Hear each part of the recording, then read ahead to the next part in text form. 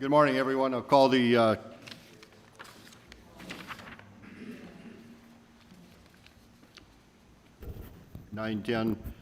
September 10th, 2020 budget meeting to order. I'd like to remind everyone, if you are going to speak, you need to come to the microphone and speak so that it's recorded and so we can hear it and tape it. Appreciate that. With that, I will turn the meeting over to Administrator Houle. Mr. Chair, members of the board, we are going to first go through, you have an agenda, I believe, right? Yes. Okay, so first we're going to talk about CARES Act, Coronavirus Relief Fund. Wanted to get you an update on where we're at with the spending on our CARES Act. So Nick's going to walk us through where we're at. Morning, Mr. Chair, Commissioners. The grant program that we are running for small business and for nonprofits is nearing completion. We're 8 days away from the end of that term. The last update that I got was on Friday from both BLADEC and from United Way. We have about 150 applications in for the private business grant. They estimate about 10% of those won't qualify just based on location. We got some applications that are outside of Crow Wing County. 85% of those applications did apply for the full 10,000. On the nonprofit side, we have 25 that have applied so far. They did expect a consortium of 10 of them to submit applications this week, plus they were doing some further outreach. They still expect that their primary receipt date is going to be probably the 17th or the 18th for their side. So we're around $1.2 to $1.4 million in that side of grant eligible requests. The Crow Wing County portion of that $8 million, the drawdown of $1.5 million for Crow Wing County expenses, that's $1.2 million that he's referring to. That's just for the grants of the $3 million that we allocated for the grants. That's just for the grants portion.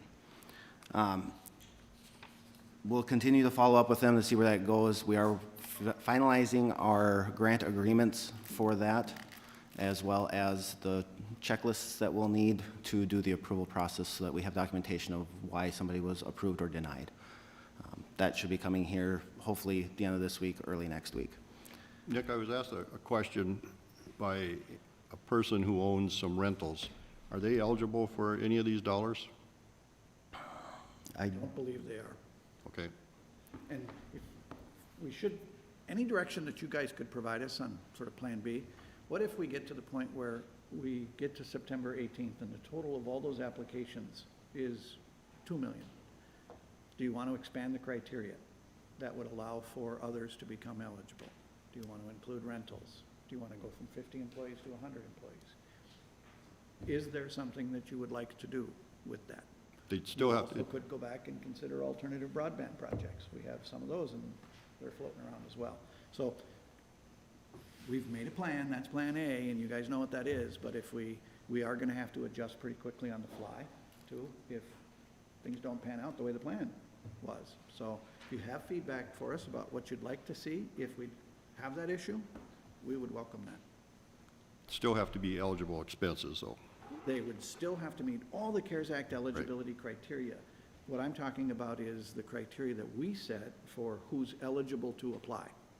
We said you had to have 50 or fewer employees. We said that there were certain classes of businesses we wouldn't entertain, professional businesses. We wouldn't entertain an application from them.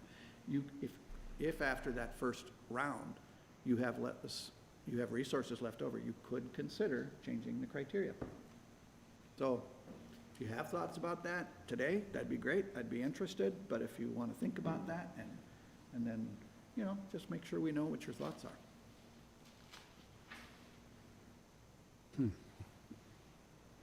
I'll need a little time to think about it. I thought so, but do, please. Yeah, and I think it'd be good if we got some feedback right from BLADEC and the United Way in regards to the applications that came in and what they saw and what their recommendations might be to go forward. And this is, you know, we're beginning to hear this concern because of where we're at in the process. But by September 18th, we're going to know. We're going to have a really good idea of what's the total, what's the maximum exposure there, and it'll tell us whether or not we have adequate resources, not enough, or too much.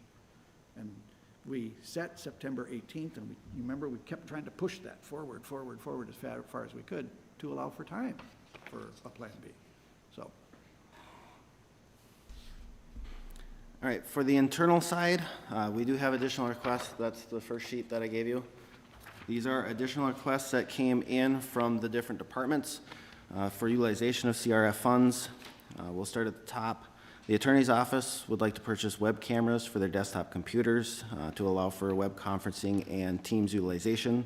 Currently, their desktops do not have that feature, so they have to use just the audio. They'd like to have video accompany that. Then for community services, there is a request. We had to place a couple of individuals due to some delays in their release from, I don't remember what type of facilities, but from facilities. And due to a lack of beds available because of COVID, they were kept in their position for a little while longer. That cost us $12,948, so we're asking to use CRF funds to offset that cost because it is a direct relation to COVID. For community services, again, we have the mass vaccination equipment and supplies. The amount there is the highest amount that they have in their projection for what they would need. This includes a drive-through tent and all the materials they would need to do mass vaccinations when a vaccine does become available. They did something very similar during H1N1, and this is to allow us to be prepared for that. For community services as well, we have 3 scanners. This was supposed to be a part of their technology request from last time, but we did not have quotes in place. Due to the pandemic, we've had to scan a lot more paperwork. This is allowing 3 staff that are doing majority of that work to actually have scanners that allow them to do this quicker and more efficiently. Nick, one quick question, and maybe Kara can answer this question, but on the, just going back on the one for the $111,000, and that's assuming that we'll have a virus to utilize, correct? A vaccine? So we're setting these dollars aside, and by December 1st, is it, that we have to expend those or commit those dollars? So we may end up turning that back. Should they Their not be request in is to buy all the supplies now, so that they're prepared for if the vaccine comes this fall or it comes next spring, we have the supplies on hand to be able to administer that vaccine in a mass Okay, so it does, setting. the vaccine doesn't have anything to do, we're just, that's all the prep? That's all the prep work for it, yep. Okay, understood. For the highway department, they would like to purchase 2 laptops and accompanying monitors for 2 of their design team. They've been working remotely, but they've been using personal equipment for that. The current equipment they have does not have the appropriate video software or hardware to allow them to take their work computer home and work from home, so this is allowing them to do that. For facilities, they are requesting to update their VDI terminals. They have little boxes that allow them to do remote desktop work. I think it's very similar to what you guys have up here. It does not have the capability to utilize the Teams system for that web conferencing, so they want to update the actual VDI boxes so that they can do the remote web conferencing and everything else. For the IT department, county-wide, IT is requesting to update our firewall. Due to limitations of the processing power on the existing firewall system, we are actually maxing that out because of teleworking and different changes that we've had within our work environment. So they want to update that so that we have capacity there, as well as to prevent the new approaches that hackers are using to access our systems now that there is so much remote work going on. It's giving more opportunities for hackers. And finally on the list is an upgrade to our wireless access points. The system that we currently have is dated. It does not support the amount of system or computers that we're actually utilizing in the campus as on the Wi-Fi network. Typically, people will dock and that gives them direct access, but people aren't docking as much as they have in the past, so this is updating our Wi-Fi system to accommodate for that. The total for all these requests is $317,638.61. Last board meeting, we approved $278,209.21 worth of, $259,449 worth of CRF funding purchases. On top of this, we have already coded from March through the end of the emergency declaration $278,209. We have also allocated approximately $353,000 of staff time towards CARES funding, and that is only time that people have coded towards that. We still think there is some room within the jail and possibly within public safety itself to allocate some of the salary expenses from those departments as well. Right now, we're at 1.208 million of the 1.5 we've allocated to ourselves. So we are almost maximizing that out right now. But we do have that 1 million contingency fund set aside for either us to utilize if we exceed the 1.5 or for us to utilize for other purposes. Any questions on anything that's in this list? Just one quick thing in Plan B, if that comes to fruition, moving some of those dollars around that we originally allocated to the various buckets could be part of moving the 1.5 to a little higher number. Yes. Okay. All right. And then this will again follow the same process as last one. The intent is to put this on consent agenda at the next board meeting, if that's okay. Do you have any concerns about them that you would like us to be aware of before we get there? Mr. Chair, did you say for the H1N1 preparation, was any of that equipment purchased at that time that could be used for this mass vaccination process now, or? I don't know if Kara's got an answer for that.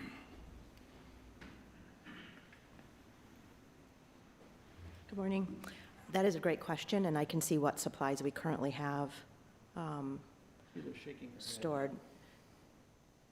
So Sheila says no. Okay. You have to come up to the microphone, Sheila. It was a long time ago, and I'll see if there are any supplies remaining or what that looks like, and then report back to you. It would be minimal if any. Yeah, absolutely.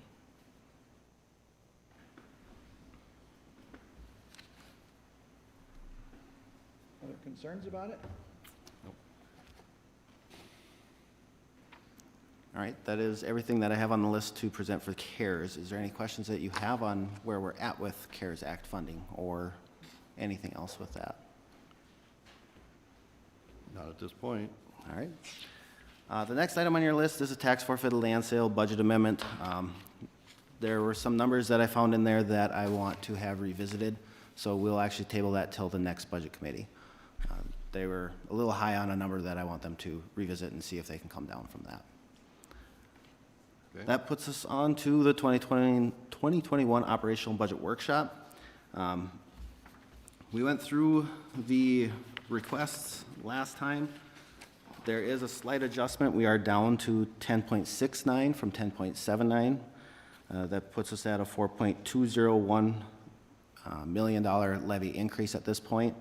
The changes there were some adjustments to the ERP system duplicating staff within the budget projection. So that's what accounted for us moving down to the 10.69. This still includes the $200,000 general fund balance build. It includes $800,000 fund balance build for community services. If you recall, both those funds are below their minimums. This is our effort to try and, over time, bring those fund balances back to the minimum requirement set by OSA. We also have a 27th payroll factored into this. Once every 10 years, we get 27 payrolls, and we have that levy factored in. That is just over $1 million hit to us as well. Are there any questions that have come up since our last meeting on what is here? Otherwise, we intend to have SMT members kind of talk through what is in their requests that's driving the increase. Administrator? Members, SMT met yesterday, and I asked the question about whether or not they would like an opportunity to give you a budget recommendation, and they would like that opportunity. I was kind of surprised by that, but in a pleasant way. So they are actively engaged in those discussions. We'll be meeting again tomorrow. We'll be meeting probably every other day until we can get to the point where we know where that path certain is. I already see a path certain for the 2021 budget that would get us to under 5% on a levy increase, and that would not include any layoffs. And so I think that that is what I think the direction from you guys has been consistently, and I believe we will produce something that is consistent with your wishes. Okay, what is the order that we want each of these departments to present? It's your preference. Anybody want to go first? Sheriff wants to go first. Is that okay? That's fine. Where would you, well, why don't you guys come up here?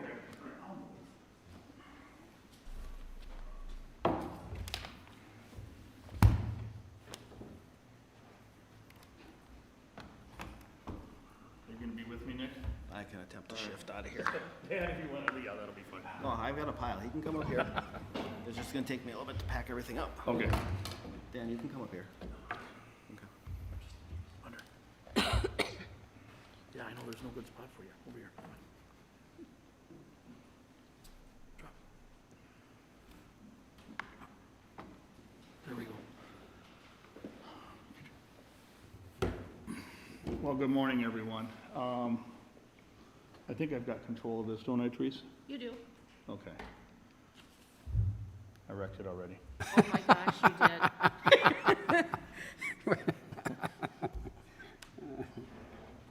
All right, there we go. So, just a little bit of history there. So, we haven't, and I added this picture, Andy Gallus threw it in when we helped me with the presentation, so I said this would be a perfect start. So when we did the swearing-in ceremony, we don't have many pictures, of our staff, and granted that we can never have everyone because of the fact that we have patrol staff and jail staff and dispatch staff that are never able to leave. But I love this picture. It gives a pretty good representation of what we got for staff and our team. That's as close as we are ever going to get to a family shot right there. So imagine your own family trying to get everyone to have their eyes open and smile and look at the same direction. This was like herding goldfish and cats at the same time. It finally worked, but it took some work. So let's get into the meat and potatoes here. And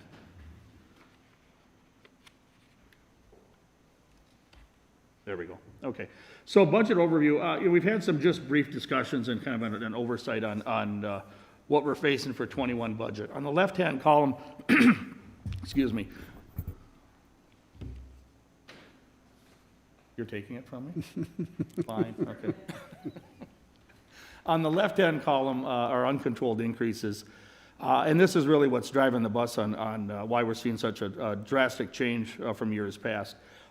Starting off there, fund balance build was about $200,000. Lost investment income, a little over $8,000. Property casualty, $16,000. Contract increases. Those specifically are MEND in our jail and our LATG contracts. We look at an annual increase. So those are basically right on, I would say, on par for what we've seen in years past. The biggest hit that we're taking is the reduced jail revenue, about $950,000.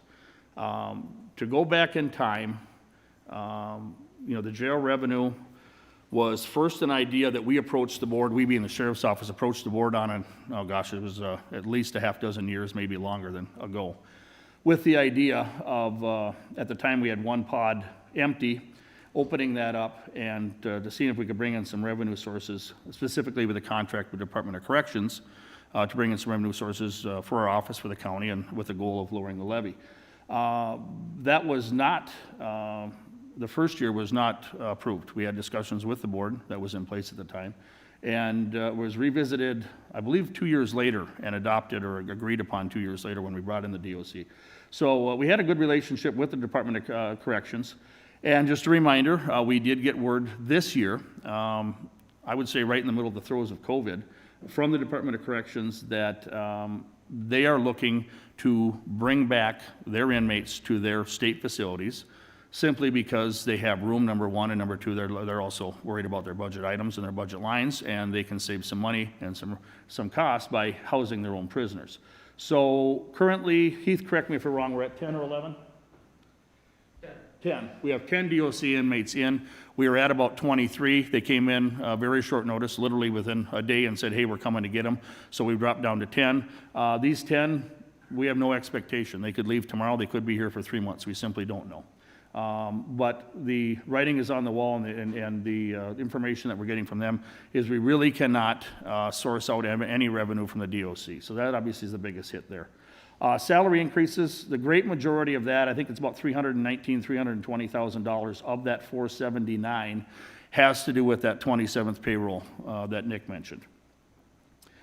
The other part of it is our labor agreements, the agreements that we have in place would cover that.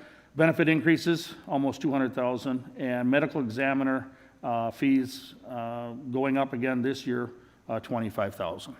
So if you look at our uncontrollables, these are ones that basically where we're sitting at and what we're finding out as we've made it through, we're looking at 1.8 million plus, almost 1.9. And these numbers here we're using off of Munis. Dan was able to put them together for us, Dan X did. Continuing on to the right-hand side, right-hand column, budget requests. Part-time to full-time reassignments, that was listed on our sheet. So what we're looking at is we have a number of employees that are sitting at part-time, so they work 50 hours per pay period. So our approach would be adding, obviously, 15 hours roughly per week, 30 hours per pay period to bring them up to full-time. I've got slides attached that we'll go through. We'll detail out a little bit more information on each of these categories here. Body cameras, we're looking at 178,000. That's for the cameras and also for the server systems. K-9 program, just under 50,000. Background investigators, it's a contract. We're looking at about $20,000 there. Augmentation to our less than lethal program and the tools that we have available to our staff, 15,000, and then a reserve program for 10,000. And also included in there with the 2020 budget concessions, we had the records tech position, which was waylaid until 2021, and we have the jail sergeant position that was waylaid till 2021. Which button do I push here, Therese? The right arrow. This one? Yep. Okay. There we go. Personnel, new records tech, 63,408. That was the 2020, as I mentioned. New jail sergeant, 91,000, was also the 2020. Part-time to full-time. So what we're looking at here is we've got a number of current positions that are open. We have a number of future positions that we know we're going to have open coming in 2021 due to retirements and departures, planned departures. With one of the benefits of moving these from part-time to full-time is we are going to take advantage of training these personnel up to the standards of a patrol deputy. So right now, when we hire our part-time deputies, whether they work the court or they work boat and water for us, those are the two positions we have where they work part-time. They go through the minimal post standards, so they are up to licensure standards and up to post standards of being able to work as an officer, but they are not trained at the full capacity of our normal patrol deputy that you would see out on the street. He or she goes through 14 to 16 weeks of field training to bring them up to speed on all policies, procedures, our protocols, everything that they could encounter on the street for different types of calls, what they're going to do on a day-to-day assignment. So our thought was to move the part-time to full-time. It would gain us extra personnel over in the jail, and we're going to speak to that a little bit more in coming up here, of what we're expecting to see, or the writing on the wall that we know so far related to cases that are coming up in the courthouses. But also, we're losing people every year for FMLA, extended leaves, injuries, and we're always having to oftentimes replace or move people and bring people out overtime. So one of the thoughts was to move these part-time to full-time, and the reason you're seeing such a large price tag there, it's not, like I said, it's not huge hours. We're talking 30 hours per person, 6 people, 30 hours per pay period of an increase. But why the increase is so large is the fact that the benefits that will be associated with it. So that's why we see that jump in the price tag there. And the 2021 attrition, right now, from what we can count of the knowns, we're looking at 5 personnel that we're going to be having to replace in 2021. On patrol staff, just patrol staff alone, we 5 personnel. Currently, we have 2 field staff positions that are open. We have 2 in dispatch, and we have 3 over in the jail. So our natural loss there, and the concern that I have moving into 2021, is if you have lived outside of a hole in the last few months, you know that law enforcement jobs are not the most popular jobs on planet Earth today. And I personally saw it at the college when I helped out with the skills program over there. The last time that we saw a negative impact nationwide, we saw the numbers attending even the local school here at Brainerd, at the college, drop dramatically. And I'm certain, I can say with certainty, we're going to see the same thing happen the next couple years of people wanting to go into this field. We had one deputy come in and join our ranks, make it through field training, and just had a change of heart, said, this position isn't for me. It's not something I can do. Kudos to that person for recognizing it and being able to get out and make that decision. But unfortunately, we're going to be seeing it, and we're getting asked the question, would you, nationwide, they asked the sheriffs, they said, would you have your son or daughter go into the field of law enforcement? It was 80-some% said not a chance. So we're really going to be looking at a staffing shortage. My goal is to get people, retain people, and when we hire them, we're hoping that they're going to retire from here. The part-time positions we have right now, they're filled by two spectrums. They're the people coming into this job, looking for just experience and get their feet underneath them. They'll take any full-time job that comes up, so we're losing people to that aspect. The other spectrum is we've got people that have retired, and they're just looking to something to fill the time, and they still love working in the field, so they want to pick up a few hours. And maintaining and constant hiring and processing those people is also costly in time and also in money. So Sheriff, before Yes. you go on, could we go back to that slide? I'd like you to, just for a second, and I want to go through each one of these, but new records tech, speak to the rationale for that position. New records tech. So this was, and as a reminder, this was last year. It was discussed last year. So the new records tech position is, and Steve, you were over at our office not too long ago here and took a tour. With our new evidence tech process and our evidence screening that we have, right now we have 3 people assigned as an evidence tech.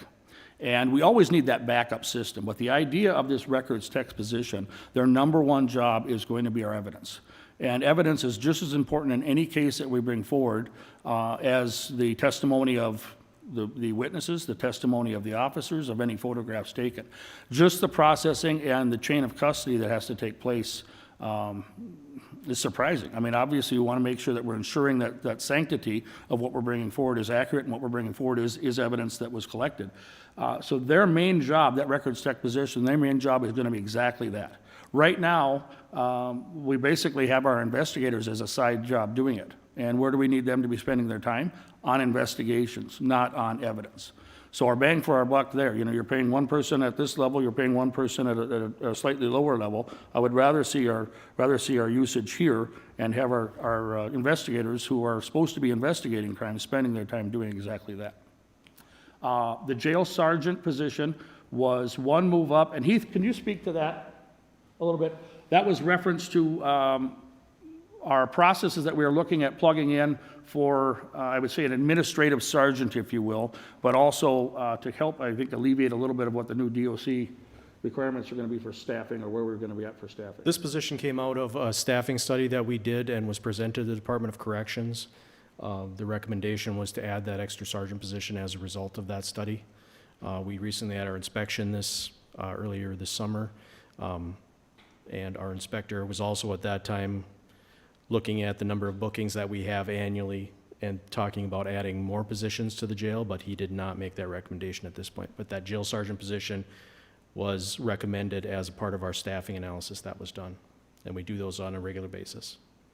So I think one of the concerns that I have is going forward, we don't know what the landscape is going to look like in terms of incarceration, in terms of court hearings, and that. So I'm concerned that we're not, and I don't know what DOC's criteria is to say that this would be a needed position, but I look at it and I think we haven't increased our staff.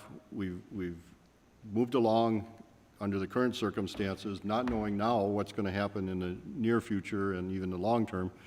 So that's one that concerns me when we're talking $90,000 there. So just a thought there that, that's kind of a question mark in my mind. Yes, and I agree. So, and it's a question mark in my mind, but I think a little bit of a different approach. So, right now, and I mentioned this before, right now we know we have over 2,000 pending cases in court admin or within our court system. That does not encompass the cases that are sitting in our prosecutors' hands, which would be the county attorney and also the city attorneys. My educated guess, and I wish Don's not here, is he? No.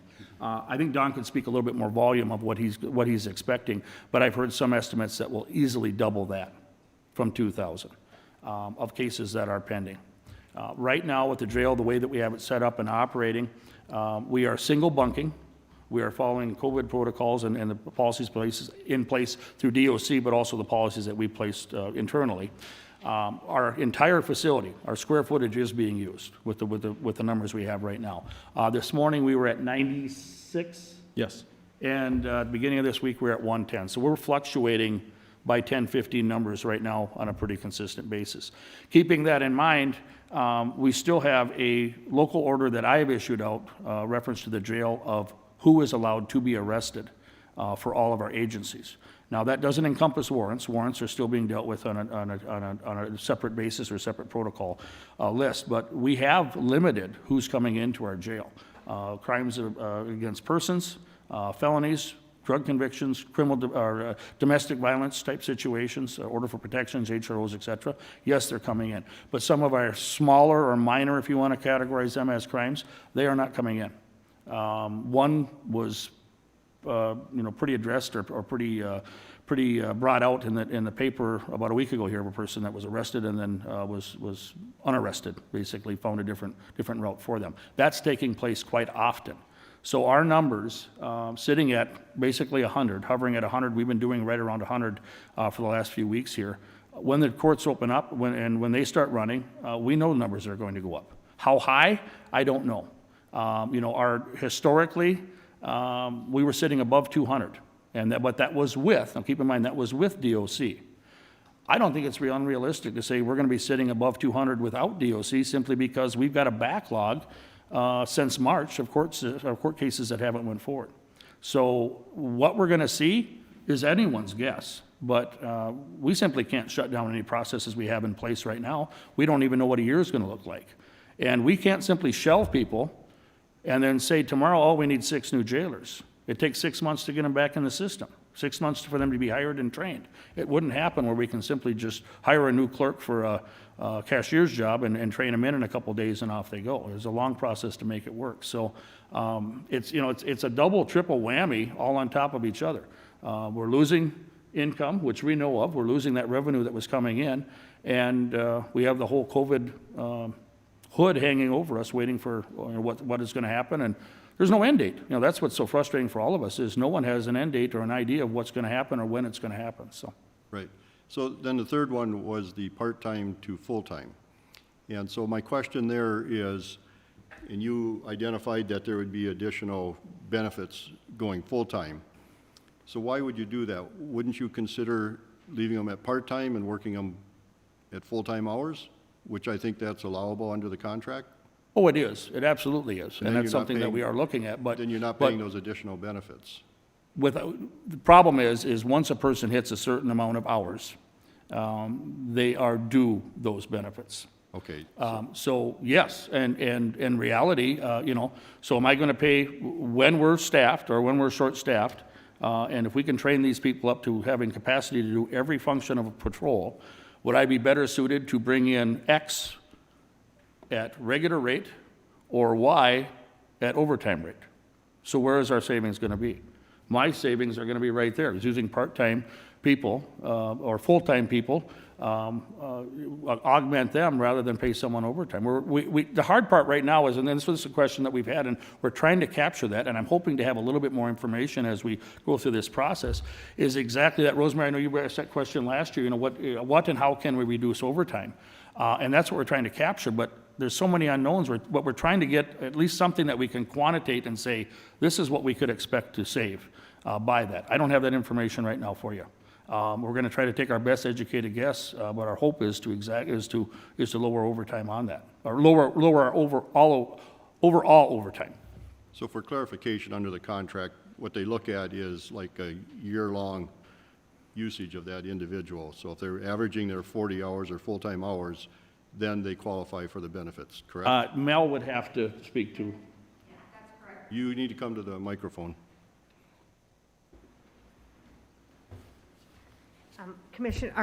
Chairman, that is correct, under the Affordable Care Act. Once they reach that full-time benefit, they would be eligible for full-time benefits.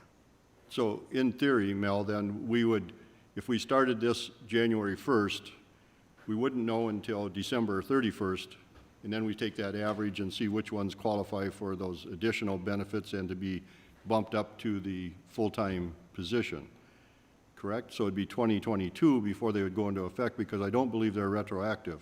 It's based on their service entry into our system, but they have to average a minimum of 30 or more hours to be eligible for full-time benefits.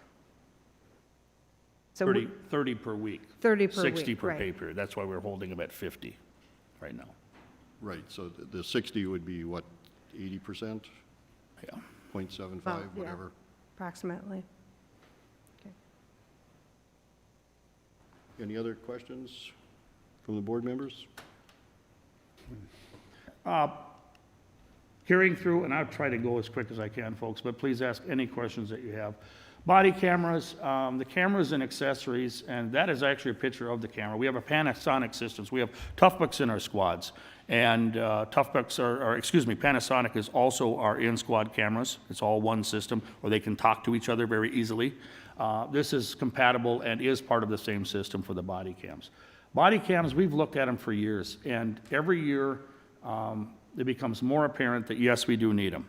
And the push right now, and why I think it's so vital this year, is really our risk management.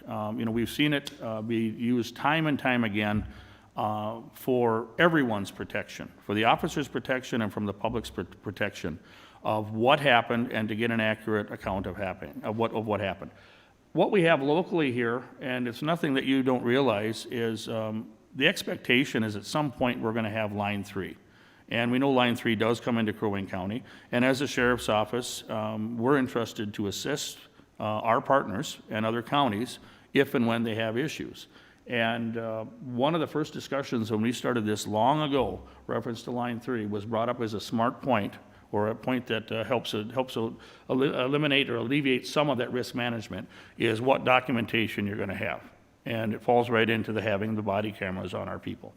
The server storage, obviously, that's the biggest chunk of this, $113,000. There are systems that go specifically to the cloud, but the one that we've kind of fleshed out, and the one that seems to be most feasible for the systems that we have in place, is to follow suit and use the same Panasonic system, which would basically could run off the same type of servers we have right now, but obviously we need additional storage, so that's where you see the cost there. So Sheriff, just real quick, on the server, is that, you mentioned the cloud, and there's upfront costs regardless of which direction you go. Any idea what the cost would be upfront for moving it to the cloud? No, I don't. I do not. We can certainly look into that, yeah, and see what the difference would be there. Did you write that down, Tina? You took my pen. Thank you. I do think, though, and I have to admit that my son works in that area, and it's the long-term cost that gets reduced versus a server if you're in the cloud. Yes. That's just a point of discussion. Yes, yeah, and we've got, there's guidelines that we could set internally for retention, and obviously there's mandates, reference that we could set for retention too, which will deviate that too. Another thing is we see it in the media, and it's kind of going back to the old cop shows, it's where you can solve a crime in 24 hours. Well, you can do fingerprints and the FBI will help you out. You can fingerprint that rock, can't you? No, we can't fingerprint the rock, But the expectation of our public is that we have these tools. And when they come in and they're a juror on a trial, it used to be years ago, if I arrested a DUI suspect, my word up there as an officer just saying he couldn't do the alphabet and he stumbled 3 times when he's trying to walk and turn was golden. There was no question on it. In today's world, if it's not videotaped and audio taped, it didn't take place. It doesn't matter who's testifying to it. It simply did not happen. And so it's really almost as mentioned, a new normal. That's the expectation we're going to see. Now, granted, a lot of our DUI arrests, et cetera, we have audio that the deputies have on, which you can hear when you're in a residence, and our cameras are mounted in our squad. So as long as you are conducting, say, field investigation in front of your squad or searching in front of a squad, it's going to be documented. But it doesn't capture everything that the body cams do capture. K-9 program, the startup cost and training, and that really encompasses everything that we can think of. So that encompasses the training that the handler and the animal would have to go through, also the purchase of the animal, vet, food, hours associated, everything's really in that. We had a K-9 program a number of years ago, and it has been on the cutting room floor for probably the last 5 as we build budgets through. And it's something that we see a need for. If you might have read in the paper, Baxter just had an injury on their animal or their canine partner that is not recoverable, so they're going to be out a year. Currently we have 1 dog in the city of Brainerd and 1 dog in the city of Crosby that are available, at least immediately with our local PDs here. But it's an augmentation. It's something we need. It's a tool that we can use. We don't know, and this is still internally, but it would not adjust the cost of what is the best route to go. Do you go with a multi-purpose dog? And I sent out a survey to our people. I said, what would you like to see? For within our office or within the sheriff's office, what would you like to see a K-9 program look like? And we received all responses back. Some jails have them to search for contraband. They work wonderful there. Some are just search and drug dogs, and some are the multi-purpose dog, which the apprehension, drug, and search combined. But it's a tool we need.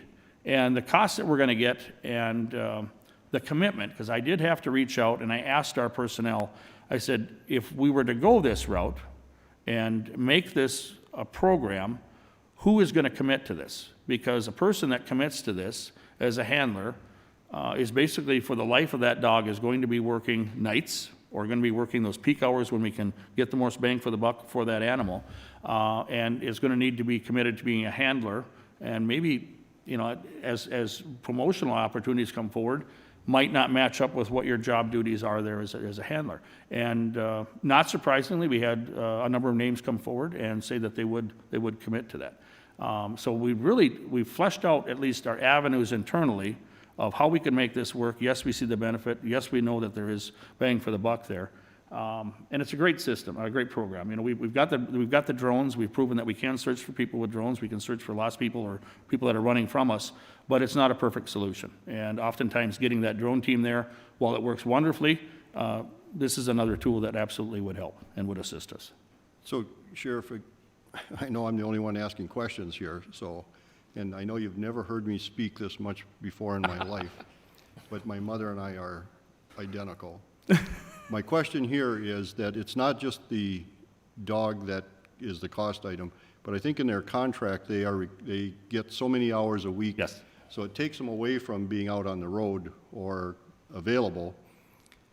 Actually, they probably would respond if they were training. I would assume that's what would happen. Yes, there's internal training that's within their scheduled shift, and there's also some maintenance hours that are associated per pay period for handling for the animal, but also for training with the animal. But yes, it is. They are one of the areas that we see because of the methodology that they use and the fact that you're using an animal and it needs to be maintained. They're heavy on training. They're heavy on training internally. They're also heavy on attending training. We've tried to capture as much as we can of looking at, and we worked with St. Paul PD. We called St. Paul PD. They've had a K-9 program since, I don't know, long before I was a cop. And said, give us your dollar values. What are we looking at for cost? What will it cost for startup, maintenance, making this program work? That's the numbers that were handed off to us. So we only one-sourced it, but St. Paul PD is recognized of having a very good program, and that's what we used for our guidance on that part of it. Any concern about the liability that goes with? There's liability with everything. If your handler's doing their job and your dog's doing the job, it's no different, than any other aspects that we do. Granted, they are put at times they're put at high-risk situations, but what's the gamble? Is an animal taking action versus a human taking action? Somehow, it's basically going to be it could be the same outcome. It's just a matter of what tools you're going to use. Much like, you know, when we use drones or when we use robots or using the Bearcat versus just a bunker. You know, it's just what approach you're going to take, so. I guess I was thinking more about some of the liability cases we read about in the paper where the K-9 went after the wrong person. And so then there's a lawsuit that comes back, but that is a risk that Yeah. if you get into And this. I would coin that the same as an officer getting distracted for a second and swerving in the oncoming lane. You know, anytime there could be, there's a risk associated with it. We vet out what we can, and the others, we, you know, take action as they happen, so. Sheriff Goddard, how often is our dog canines brought into a case or service? I don't have the numbers for you, but the most common use that we see is for searches reference to drugs. So that would be the most common use. You know, the high note or I guess the keynote, if you will, you know, the bank robber running through the woods, et cetera, it doesn't happen all that often. But now saying that, we just had the bank robbery down in Garrison, and the Brainerd handler and the K-9 did come down to assist us there in searching for him. So, you know, kind of those high-profile cases are, I would say, few and far between. But the nuts and bolts of it is, you know, like on dope investigation, drug investigations, et cetera, the usage can be quite often, could be numerous times a day, depending on what the scenario might play out. You know, if we're working a TZD shift and they're, you know, stopping a number of cars where they're suspected to have narcotics in it, yes, it can be used quite often, so. Anything else? Less than lethal tools. We have a number of less than lethal tools right now. We have shotguns, and these are the 40 millimeter launchers. So they're a multi-launcher. They shoot 4 very large cartridges. And we have used them in the past successfully. And with the temperament of where we're at in the world today, I want to have our officers have every tool possible when they're going out on the street. And for the price of what we're looking at, to be able to augment, and what this would do is give all of our sergeants one of these in their squad, on their team. And some of our teams, like I said, are already made up with shotgun with beanbag rounds, and some less lethal, 40 millimeters, just like that. But this would augment all of our teams to get one more tool out there. And as I've said before, you know, the types of calls that we're responding to, and the heightened awareness of everyone, of the people out on the street and our officers, of what is expected from us on use of force on every level. This is a great tool to have in our squads and available for when we're out on these calls. Now, Bill, to expand that, how many times are we going to use this tool a year? I hope 0. But it's that life insurance policy that you have just in case you need it, and we do need them just in case we need it. Medical examiner, increase from Ramsey County, increase from transport, and it ended up being about $25,000. We don't really have any control on that. We did put it in our uncontrollables part of it, but I also wanted to mention it over here.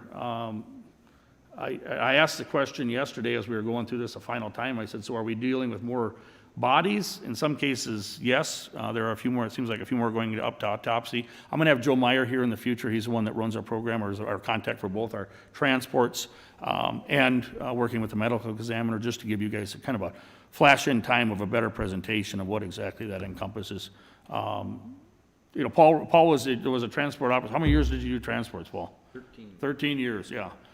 There might be money in it again. I don't know where they're at, but yeah. But we never had any issues with Paul. The program we've got now is working seamlessly. The medical examiner has been awesome to work for. We've got a number of year relationship with them. We're happy with them. In my mind, it's not worth rebidding. The bang for the buck and the service we get with them really has been outstanding. So we don't have any issues. But I will have Joe, and the reason it's up here is just as a highlight, also to make sure that inform you that Joe will be here in the future to at least give you an update on that. Commissioner Holt. Well, I think you answered that, Scott. That is a contract. Yes. Yep. And how many years? Is it? The medical examiner, I believe we up every year. The transport, I don't recall when we do the transport. Well, I wouldn't doubt that's an annual. Are there other options? I can look. Because we once used Anoka, wasn't it? County, or for the medical examiners or something. I'm just curious if it Yeah. is worthy of putting out for bids when the contract comes due. I can't recall which, it was down in the metro area, it was one of the other counties, I don't remember which one it was. Was it Hennepin? It was either Hennepin or Anoka, it was one of the But ones we ran Dr. with. McGee resigned, Yeah, and then it went to another gal, and we have a contract with her. I just don't know how long. I can look it up, though. I don't know how I many think of Dr. these McGee facilities- retired about 2 years ago. We've had Dr. McGee for at least 12 years. Dr. Amatuzio was with Anoka County, and that's who we had before. Hennepin County also does these services. As I understand it, I think there are only a very small handful of medical examiners unless you want to have one locally. And it used to be that everybody had one locally. But because of the litigiousness of our society, because of the issues associated with trying to identify causes of death, technology, et cetera, we have seen fewer and fewer and fewer local medical examiners across the state. The issue I think Commissioner Hoag is raising is whether or not we could find a better value. We did take, last year, Joe and I worked on an analysis, I think you saw that, and we did look at the volume of cases and went back to Dr. Amatuzio's rate from 12 years ago and compared that to the rate that, I forget the new doctor's name, but she was associated with Dr. McGee with Ramsey County, and we were still cheaper today at the Ramsey County rate than we were with a 12-year-old rate from Anoka County. And so we felt pretty confident in telling you that this is still the best value for the service that we have. There's not a lot of alternatives, as you can well imagine. 25K, it is a fair question. Is it an increase in the volume of cases, or is it an increase in the rate? To the extent that it's an increase in the rate, we should track and see what Hennepin is charging and what Anoka is charging. To the extent that it's a change in the volume of cases, which medical examiner you have is irrelevant. And as a wise person once told me, we don't always want to go with the lowest bidder, but we are happy with the system. But we'll get you an update in the very near future reference to that. Mr. Chair, I did find the contract. It's with River Valley Forensic Services, and it's Dr. Kelly Mills. And let me just find the term quick. I believe Doc McGee finally retired, and Kelly would be the one that has kind of taken over. He had worked, I think, with him. Term, it goes through 12/31 of 2022. Okay. Reserve program, we obviously have some costs associated with that. So what we're looking at, we Explore program, and this kind of plays in, Steve, I know you mentioned the COVID and where are we at and where are we going to be in the future. Everything is very fluid, as you know. I mean, this is really our first time we've had a good budget discussion. And this is something that we've wanted to do for a number of years. Sheriff Dahl wanted to do for a number of years. And I think the time is right, but obviously with COVID, it's not something that we can push the button on today and say yes, or at the beginning of the year, depending on where we're at, and say yes. But my hope with this is, reserve program, is to get more involvement from our community. And what I've seen the last couple months is a great number of people that have reached out to me, and I'm sure someone spoke to you also, asking, Scott, what can we do? How could we help? What could we do to be available or be a resource if and when needed? And I think that the writing on the wall is a good time to, number one, to make the reserve program work, but to get a lot of interest and a lot of enthusiasm from our public to make that happen. I can see some savings on details that we would normally pay, say, overtime, where we could use them for aiding deputies, the special details that we do throughout the year. Community engagement, which is huge. We're always trying to expand on that, and COVID has been non-existent. And then really one of the most promising thing, I think, is examples that we have internally right now. Our dive team and our mounted patrol are both volunteer teams. And they've got dive team members that have been on the team, I think, as long as I've been an officer. I mean, they're very dedicated people from our community that help out every day. And on both aspects, the mounted patrol, imagine what they're dealing with in the conditions they're out in, and then our dive team, their job isn't to go down and find a boat on the bottom of the lake. The only thing they do is go out and find drowning victims for us. So, I mean, it's a specialized duty, but it's also something that they're very committed to helping the families that are, suffering from that. But best part is, if we can make this program work as well as our existing ones, and that's solely based on the attitude and the enthusiasm of our volunteers, it would be a win for everyone. So very small startup cost. What we're looking at there is a little bit of a gas bill. It'd be using old squads, and obviously we'd have some uniforms and equipment associated that we need to get out there. But now saying that, it's very fluid. We're in COVID. If we don't get through COVID until middle of next year, it might be something that we couldn't even use as a program. Bomb Tech, replacing 2 personnel that we've got there. Excuse me, This is I'm sorry, Sheriff, Tim, can we go back? Could you tell us what it is a reserve program does? So if you look at a reserve program, it matters which level. So yes, thanks. Don't Google this, because if you look in Florida, they have reserve officers that are carrying guns, in uniform, driving a squad and responding to calls. We're not looking at that. Would they be uniformed? Yes. Would they augment our staff? Yes.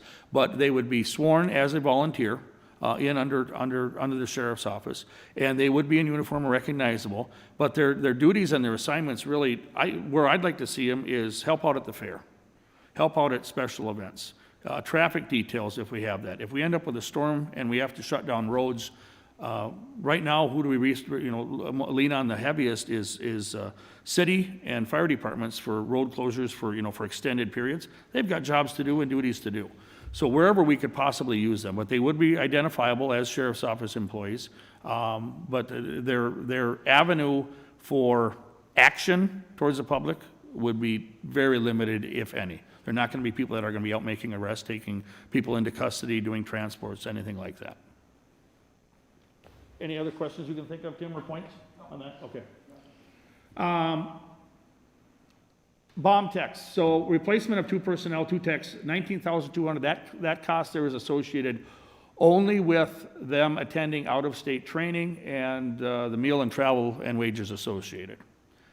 The benefit of the bomb team is the equipment that we get and the fact that once they come back here, any calls that they are sent on are reimbursable through federal dollars. As you may know, or if you recall, we cover basically the northern half of the state. So we go from St. Cloud north minus Duluth is our response area. And internally, we have the comments and questions. How often are they being used? Sporadically. So lo and behold, what happened yesterday? They had a search warrant with something that I will just technically say that the bomb team needed to come out and investigate. So I mean, yes, it's even happening here close to home of when we can use their services. Minimum of 2 techs per call out. That's not only internal, that's also the standard basically set by their guidelines that they follow to the ATF and Homeland Security, everything else. And we only have 4 techs available. This used to be a joint venture between, and this was from in the inception, it was a joint venture between Brainerd Police Department and Crow Wing County Sheriff's Office. It was a joint team. Brainerd has had the same problems with staffing and personnel that all the agencies have. And right now where we're at is it is Crow Wing County personnel only that are on the bomb team. So again, this is very fluid, and as the processes weave out, they are far behind on their training because of COVID. We have markers in place, if you will, for attendance, which we have to make months and months and months in advance. But their backlog, just like our court system with cases, their backlog, they haven't had trainings going on now for months and months. So is this something that's going to hit 2021? I don't have an answer for it. And I'm hoping as this process moves on that maybe we'll have some more information at least coming in the near future. Background investigations. Right now, the process that we have in place is we use our investigators to do them. They're just backlogged. We can't do it. We don't have the staff to cover it. The investigators need to be doing their investigations. And the background checks that we're doing, I threw out the question yesterday. I said, so what are you guys thinking of when we're backgrounding someone for, and these are for employment, whether it be in the jail, whether it be in dispatch, records, or patrol. I said, what are we averaging? How many backgrounds are we doing per position that we're filling? And the best guess was 3 to 1. So we're doing 3 backgrounds to fill 1 position because simply the other ones maybe back out, or they simply don't make it through the background process, or they can't pass a psychological test. So there's a number of factors that come into play. But saying that, we have to complete that background investigation before we send them down for the psychological. And oftentimes it's a wasted action, if you will, because the person suddenly withdraws or doesn't make it, and no result of us or them, but it's a process that needs to be played. We don't have the staff to do it. So our thought was to contract with retired law enforcement. We worked with this, Mel, for months to finally get an agreement in place and was truly going to be treated as a contract. And lo and behold, the people that were going to do it have since backed out. So again, this is very fluid, and I'm presenting the same budget to you today as the one that we first submitted, with the explanation of, we need this, but internally, we don't know how we're going to fill it right now. But it is a line item that's on there. Levy increases, so just a couple more slides. Uncontrollable, 14. If I can, just interrupt for a second. You say it's a line item, but there's no dollar amount attached to it, or a placeholder, if you will. Let me go back here, Steve. I believe Oh, background, yep, 20,000? 20,000, but I'm sorry, it's not on the slide that we just showed. I'm sorry, yes. So just a quick, uncontrollables 14.85, actual sheriff levy requests 4.27, and because we're taking everything in life way too serious, I'll leave you with that. We are hiring, so. Any questions? Any questions? Chelsea, please don't put that in the paper. Maybe a quick, the DOC contract for $947,000. Now, that is just lost revenue from the DOC, is that right? Yes. So how do you factor that as far as the saving? Will we not have any state inmates? Tim and I had a conversation a couple days back, and it's simply too early for me to say. We could have the DOC with some special cases, want to contract with us. I don't see huge numbers like we had. At one point, we were 60 or 70 years back of what we had in place. But moving forward, my hope, and I don't know if this is, Doug, I can't say if this is a one-year plan because of where we're sitting with COVID, but our ITV system, using ITV, rather than having them go to court and sit in court in person, the ITV system has proven its worth during COVID. So it's one good thing that we found in COVID. My hope is that we will continue that. Everything is leading us right now to believe that we will continue that. So if there is a state inmate that's down at the prison, right now there's a possibility that they could appear without us having to go transport, which saves us time. On that same aspect, they could appear from here to wherever they have to through our ITV system. We're doing it for our inmates right now, and we're also doing it for our Cass County inmates that we house right now. So that's cut down on Cass County's time that they have to transport. My hope is, we've got a beautiful facility. It's state-of-the-art. We've got at least, I think the latest count, we've got at least 3 jails in the state that are sunsetting. So they're looking at a 3-year process of either they have to rebuild or they have to find a new answer where they're going to house inmates. My hope is, long-term, with ITV expansion, that we can go out and get some bids and get some people coming here from other counties that will help with a revenue source. But for a short answer of right now, no, we couldn't do it. We can't go out and try to house for other counties simply because of COVID and where we're at with our placement. We're basically what I would say is comfortable max right now between that high 90s to 110, using up the floor space that we have. So what is that number? What, that 947,000? That is Is that the dollars that you have received over? That is the total loss of what we have implemented in our budget in years past of taking out every strand of what we would bring in for revenue from the DOC only. So then, would there not be some savings? Is that factored into that number that of not having these prisoners? Is there any savings that is attached to that number? The only way that we could look at savings, and it simply won't work with where we're at right now, is if we were to close a pod. So if we were to close a pod, the benefits that you would see is when we opened the pod, we hired 5 COs and 1 programmer, so it'd be 6 personnel. But if we close a pod, our number also goes down. We go from 286 to 217, Heath? Heath? If we close the pod, we go to 217? 216? 216. So we go to 216 as our max number. So the availability of us even to be able to have a possibility of housing for someone else for revenue would basically go out the window, with my expectation that we're probably going to be sitting there once we get through with COVID with what our numbers are going to get. If we go past that number with a closed pod, then we have to house somewhere else. 216 is the max number. That is if every star aligned. So in reality, it's probably 180. So we go above 180, now we start housing out our prisoners from our facility at 55 to 60 bucks a day. So there's no cost savings with trying to think of Is closing there a been pod. any model been built to say if we close one pod down, this would be the savings and then there would be some additional cost, like you say, but the overall cost of housing state prisoners? We could I mean- certainly, yes, and we could certainly quantitate what we know. I mean, that's just the yeah. largest Yeah. impact to your budget. But saying that, if we close a pod tomorrow and lay off 6 people, that's not reaching even close to $950,000. Not even a kick in the bucket of what our revenue loss is. And the fact is, right now, we can't close a pod because we're using every square foot that we got. Did you have jailers on your,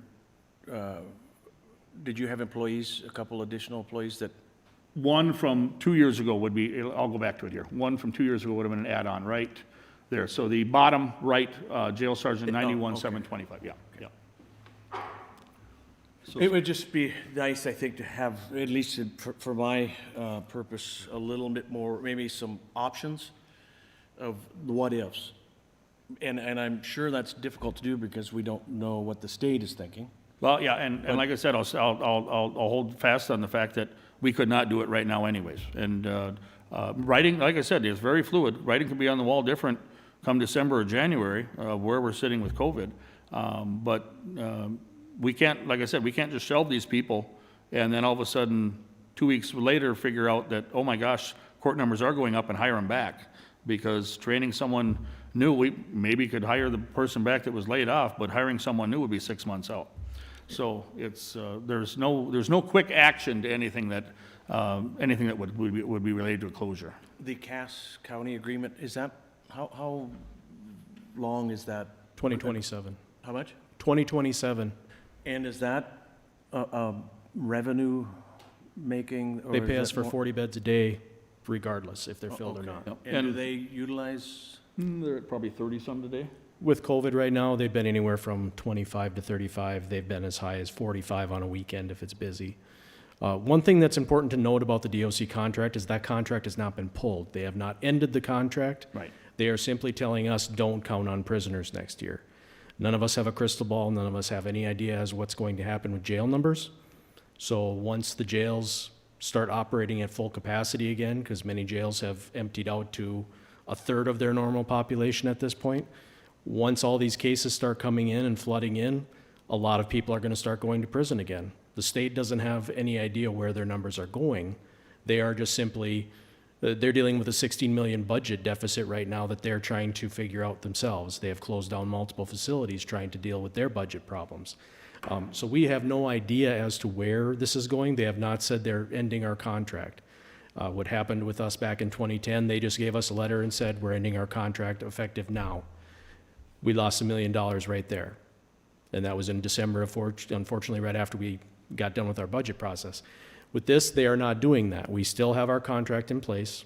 They are not saying they're pulling it. They are just simply saying that don't count on it at this point. With us, if we were to close a pod, I would have to notify them right away, and that contract, I'm certain, would be terminated at that point. Closing down a pod would reduce our population, like the sheriff said, to 216. If someone calls me tomorrow and says, can you take 30 people? My answer is no, because I do not have the ability to do it. The DOC will give me a letter telling me this is your operational capacity, and that's where you will stay at. That's what we're staffed for. So that totally eliminates my ability to give out those beds to anyone else. I can't just open that pod the next day and say, sure, bring them. It would require contacting the DOC again, hiring those staff members back, and that could take up to 6 months. So we have had one inquiry from a jail that is potentially going to be building in the next year or two about how many people we would be able to take from them if needed. There's no guarantee or certainty with that, but people are checking around. There are many counties around us who are looking at building in the near future. Itasca, Beltrami, and Carlton County among those. So they are going to be looking at how to run their operation while these projects are going. So similar to what we did when we built our building, we were housing out 45 to 70 people at a time sometimes. So there are things, there are a lot of unknowns that we just, there's no ability to predict what's going on. In past, when we thought the economy tanked and we thought our numbers were going to go through the roof, just the opposite happened. There's no real way to predict how things are going to go. So, but I just wanted to make sure that everyone knew that the contract has not been pulled. It's just, don't count on it. Thank you. Sheriff, a couple questions. In dispatch supervisor, that, we pulled the supervisor out of there. Adam Cronsted's been Yep. fulfilling that situation. That's going to continue. We are interviewing, final steps of interviewing or lining up the interview are in place. I want to see interviewing within the next couple weeks for that position. We simply did not draw the applicant pool, and Mel helped us out as hard as she could to spread the word on, everything, but we knew there was going to be some difficulties because we had very strong restrictions on who we wanted to see come in there. Number one, we needed someone that knew how to dispatch, but more importantly, we wanted someone that had that that supervisor experience and knowledge. And finding that combination of someone that's willing to move was difficult. So we're finally at the stage of interviewing or testing, going through that process, but I'm guessing within a few weeks here, because Adam Cronstead just filled me in the other day that they finally got a list together and they are going to move forward. So, short answer, it's still, gosh, we're already halfway through September. The way the processes work, it'd be surprised me if we see anything, maybe within the last month of the year. One other question then on LADID. Brainerd, you already identified, has a problem with not enough officers on staff, so they're not participating. I'm assuming Baxter pulled because of COVID. I'm not 100% sure of that, but I do know that that was one reason identified. So now we're looking at hiring 2 additional investigators in there. And so originally it was a 3-man operation. If they come back, it would be a 5-man operation, but we're looking at the county really taking over the full responsibility if we compare it to the 3-person office that we've had in the past, correct? Well, yes, but one correction on Baxter. Their officer that works with our team, with the LADID team, during COVID did go back and was working remotely outside. Since that time frame, and at one point we also had our investigators working remotely, not within our walls. As everything kind of came back to our new normal, if you will, Baxter's been working hand in hand. Their agent has been working hand in hand with ours. But we did add those 2 last year. That was a budget approval for 2020, was those 2 related positions. Since then, the sky has fallen, reference to people that we had come and go in our office. And the example I gave earlier, when we put someone through 16 weeks of training, or 14 weeks of training, and they have a change of heart and leave us, it's a heavy setback, because we're looking at months and months again where we're behind the schedule, or behind the 8 ball of trying to get people up to speed. Currently, right now, we still have 2 deputy positions that are open to be filled. The drug agents, one of them was moved down effective a few weeks ago, where he's been working, and the other one is slowly getting his feet wet as he can, also taking care of patrol duties. So our patrol functions have to come number 1.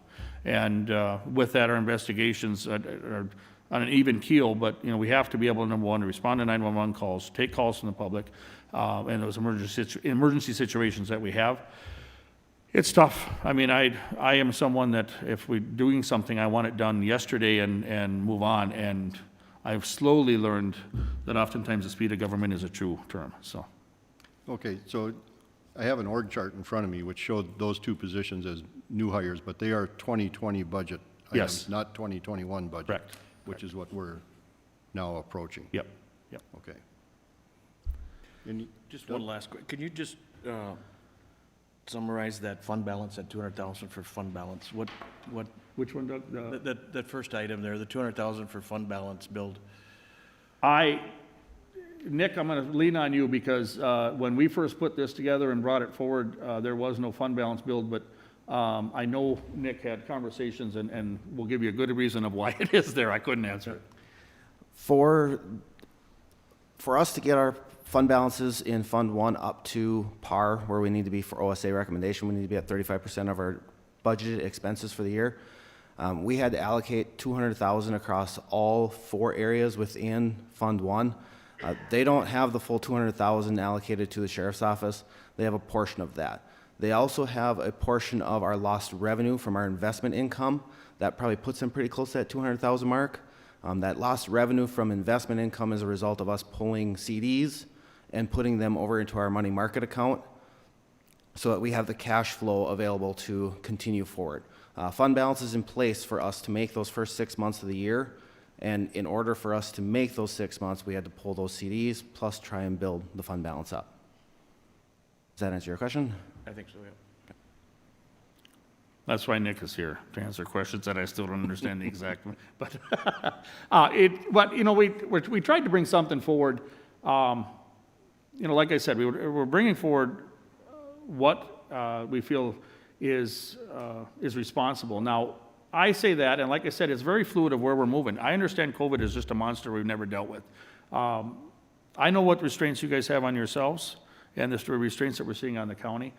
Tim and I had some ideas that were thrown around on maybe some sourcing and some thoughts of what we could do to maybe move some stuff and tweak some stuff, but it's a process, and I'm not standing in front of you banging my fist, say, you know, you shall. I understand that this is a process, we all have to work together, but I want to be truthful and accurate in bringing forward exactly what we have and have discussions. So not only number one is, what my goal at number one is to provide you the information, and we'll work together to get to an outcome for this year, but I don't want surprises where it almost seems like, well, we never heard of this before. Because if things just simply have to be put on a damper for a year or two, I want recognition that we need this, and we're going to fight for it, and we're going to bring it up. So I don't want something like, well, we never heard about this. Well, I'm going to bring forward what I think is responsible and what is appropriate for what we need. And I'll gladly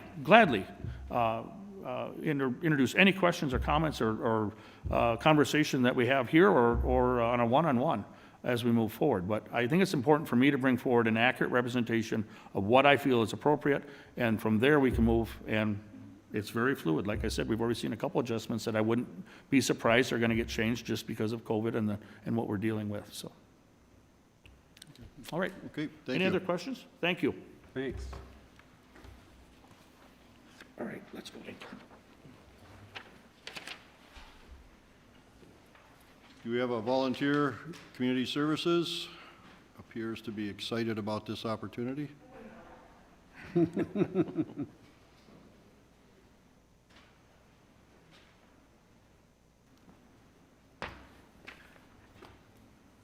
Morning, Commissioners. Kara Terry, Community Services Director. My presentation is rather short. I do not have a fancy PowerPoint for you today, but merely will walk through some of our asks and reasonings behind our levy increase. Community Services is at 4.99% for the levy increase. The biggest driver of the 4.99 is personnel costs. Personnel costs include salary increases, benefit increases, that type of thing. So all personnel costs put us at 6.2%. We were able to make some programmatic and operations adjustments to bring that amount down to the 4.99%, and I have a list here if you're interested in what those are. Basically, a total of $266,000 in terms of revenue increases and expenditure decreases make up that amount to bring us down. In addition, we have a fund balance build of $800,000 that plays into. How much? $800,000 that plays into this amount as well. We are bringing forward 2 new position requests. We believe these positions will be levy neutral, so those are not included in our 4.99% levy increase. These positions would be for our MnChoices assessment team as well as our DD teams, our disability team. So a little bit of information and background. MnChoices, we've been talking about MnChoices for many years. It's basically a single comprehensive assessment and support planning, web-based application for long-term services and supports. DHS developed the MinChoices assessment and was trying to create efficiencies by pulling in 3 separate assessments that our staff have done: the developmental disability screening, the long-term care consultation, and the personal care assistance assessment. So those 3 different screening tools pulled into one. DHS had believed that we would save time, and it would be better for the consumer to participate in one assessment as opposed to 3 separate. Well, we found that while we have found some time savings, the initial assessment time increased by 8 hours per assessment, per client, which didn't save us a lot of time initially. Now, there's still a number of hours, 6 or so, which is still more than the assessments originally took, but we are trying to find efficiencies. So back in 2013, we were able to pull staff from other areas to work on our MinChoices assessment team. We did not ask for new staff at that time. So staff from chemical dependency, mental health, public health, and children's mental health, we pulled those staff in to be able to complete the assessments. We then were tasked with doing reassessments for MinChoices in 2015. Part of our staffing model for this assessment process is that we have folks who do the initial assessment and then case managers who do reassessments. And as we've moved through the process, we found that, our assessment numbers are going up. I'll give you the numbers here. So in 2015, we had 1,306 assessments, and in 2019, we had a 53% increase in those assessments, so we were doing 2,002. We do not have the numbers yet compiled for 2020 because we're not done with that, with this year yet, unfortunately. So we're waiting on those, but we know that those numbers keep climbing. In addition, we also know that our developmentally disabled cases are growing. In January of 2020, we were at 452, and now we're at 461, with an average caseload to date of 51. And these are not easy cases. These are more complex with more complex needs. It might be physical, mental health. There are also some chemical dependency issues that we're finding. So anyway, we were tasked with doing the reassessments. Our model is that we have assessors doing the initial assessments, and then we have the ongoing case managers doing the reassessments. And with our caseload numbers going up, we found that that model is not sustainable. In addition to that, we also know that we're not capitalizing on all of the revenue that we could if we switch our model. So when we know better, we try and do better. And what we want to do is switch our model to have the assessors do all of the assessments and the reassessments, and then our case managers to be able to manage cases. And they can draw down those 2 separate pots of money to increase revenue. That's why, in adding the 2 positions, if we were to move to this new model, we believe that we would be levy neutral because we would be bringing in additional revenues to combat the costs of adding the 2 new positions. That's what we believe today. We cannot switch to the new model unless we have those additional staff. We just don't have the staff to take up the 2 different pots of work to be able to complete that work. Believe me, we've tried. We've tried and included bringing in a temporary staff person to try and prove that, we could move to this new model, maybe with 1 person, and we just haven't been able to keep up with the model. So those are the 2 new positions that we're asking for. Again, we believe them to be levy neutral. Community services is at 4.99. We think we might still have a little bit of wiggle room to bring that down a bit more. We're hoping that we could potentially bring it down another $232,000. That's through decreasing expenses and increasing revenue in a few smaller spots. We're not completely sold on that yet. We're having a few more discussions, but that's kind of where we are for community services. I stand for any questions you guys may have. Very good. I appreciate that. I appreciate the fact that you're looking at how you can increase revenues and decrease expenses so that it's a two-part approach, not just trying to, I don't know, increase the levy and that. So I appreciate that very much. What does that 230,000 potential savings do to that 4.99? I look to Teresa. You have to come up to the microphone. Remind you, you're on camera, you're being recorded. So I believe what it would do is decrease our overall levy. And this is not, I believe when we were looking at the numbers yesterday, that was not taking into consideration the $800,000 fund build. So this might not be exact, but if we take that out of the equation and we just talk about our levy numbers without that, I believe it would be about 3.2%. Okay. Thank you. Any other questions? Thank you very much. Thank you.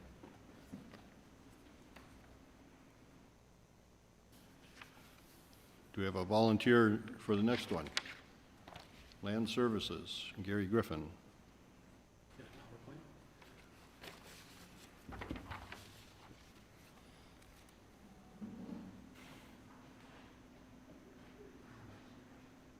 I think it's over there. Unless the sheriff ran off with it. The sheriff stole it? The sheriff stole it. Sheriff, you're aware that theft is a crime? Yeah, I'll do a call for service on it. Okay. And not only that, stealing county property. Good morning, Chair, members of the board. I got to be honest, I had not heard from our county administrator that we found a path forward without layoff. So some of the presentation today,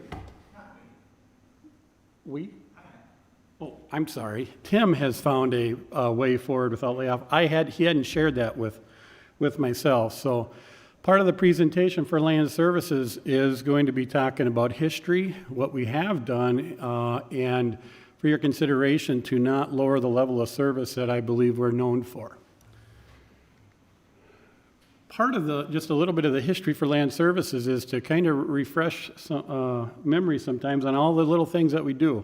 While I'm not going to take you through all those, some of the important pieces of these is you're going to see that Land Services created in 2008, and since then there's multitude of different duties that we do for the county that's been added since the creation of the department, and it's numerous.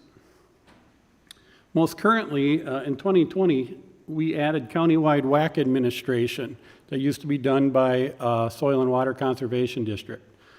In 2021, the county board has adopted a short-term rental ordinance, and we will be administering that ordinance in 2021. So the story or the pitch I want to try to share today is the added responsibilities and duties ever increasing, and then reflect on where the FTE counts are. And trust me, I'll get into the big budget drivers. Through the end of September, share a few little numbers with you. With environmental services, you'll see that last year we had 629 permits approved. 2020, we're at, just through year to date, at 811, so we're basically almost 30% more this year than we were last year in the pandemic, mind you. And so one of the things for 2020 was we added an additional environmental services staff. That's part of the driver that we're going to get to talk about. But we haven't used that staff person at all in the short-term rental arena. The number of permits and enforcements, which we don't even have up there, has consumed that FTE without even talking about short-term rental, just as a clarification. Customer services, you'll see for our document recording, 2019 year-to-date, we were at almost 12,000 documents.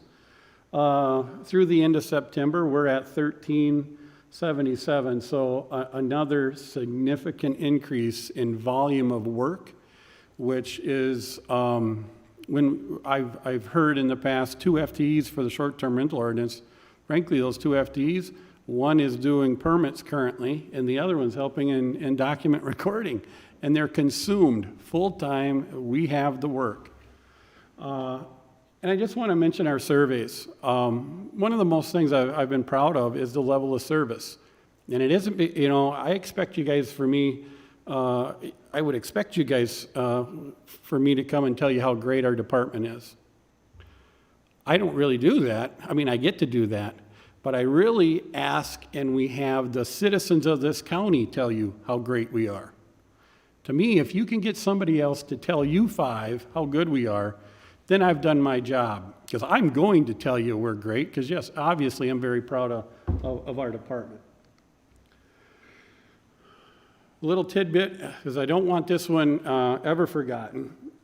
Very proud of this. This has to do with our assessing services and our property assessors that you have on staff here. We have 11 of them for this huge county. Typical, this is statewide averages. And if we were to go with the statewide average, you know, we probably need to add about 5 assessors. But the statement up here, and you can talk to these assessors, someone's got to lead the pack. Someone's got to be best in class service. Someone's got to say, you know what, if we all stick together as 87 counties, let's make sure we have another 1,000 assessors in this state. We don't believe we need that. So I think that's something to be proud of, but I also am concerned when we are potentially looking at cuts in the level of service. I need to try to help paint a picture that the service here, we've already pushed in the stratosphere, if you will. A little bit of history on our tax levy. In 2008, you'll see 2.2 million. Proposed for 2021 is 3.1 million.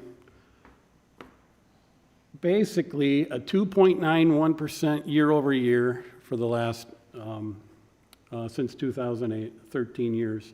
I did want to point out that 7 of the 13, so over half of the years for Land Services Department, it was a negative reduction to the levy. So half of those years, we were actually reducing our levy impact.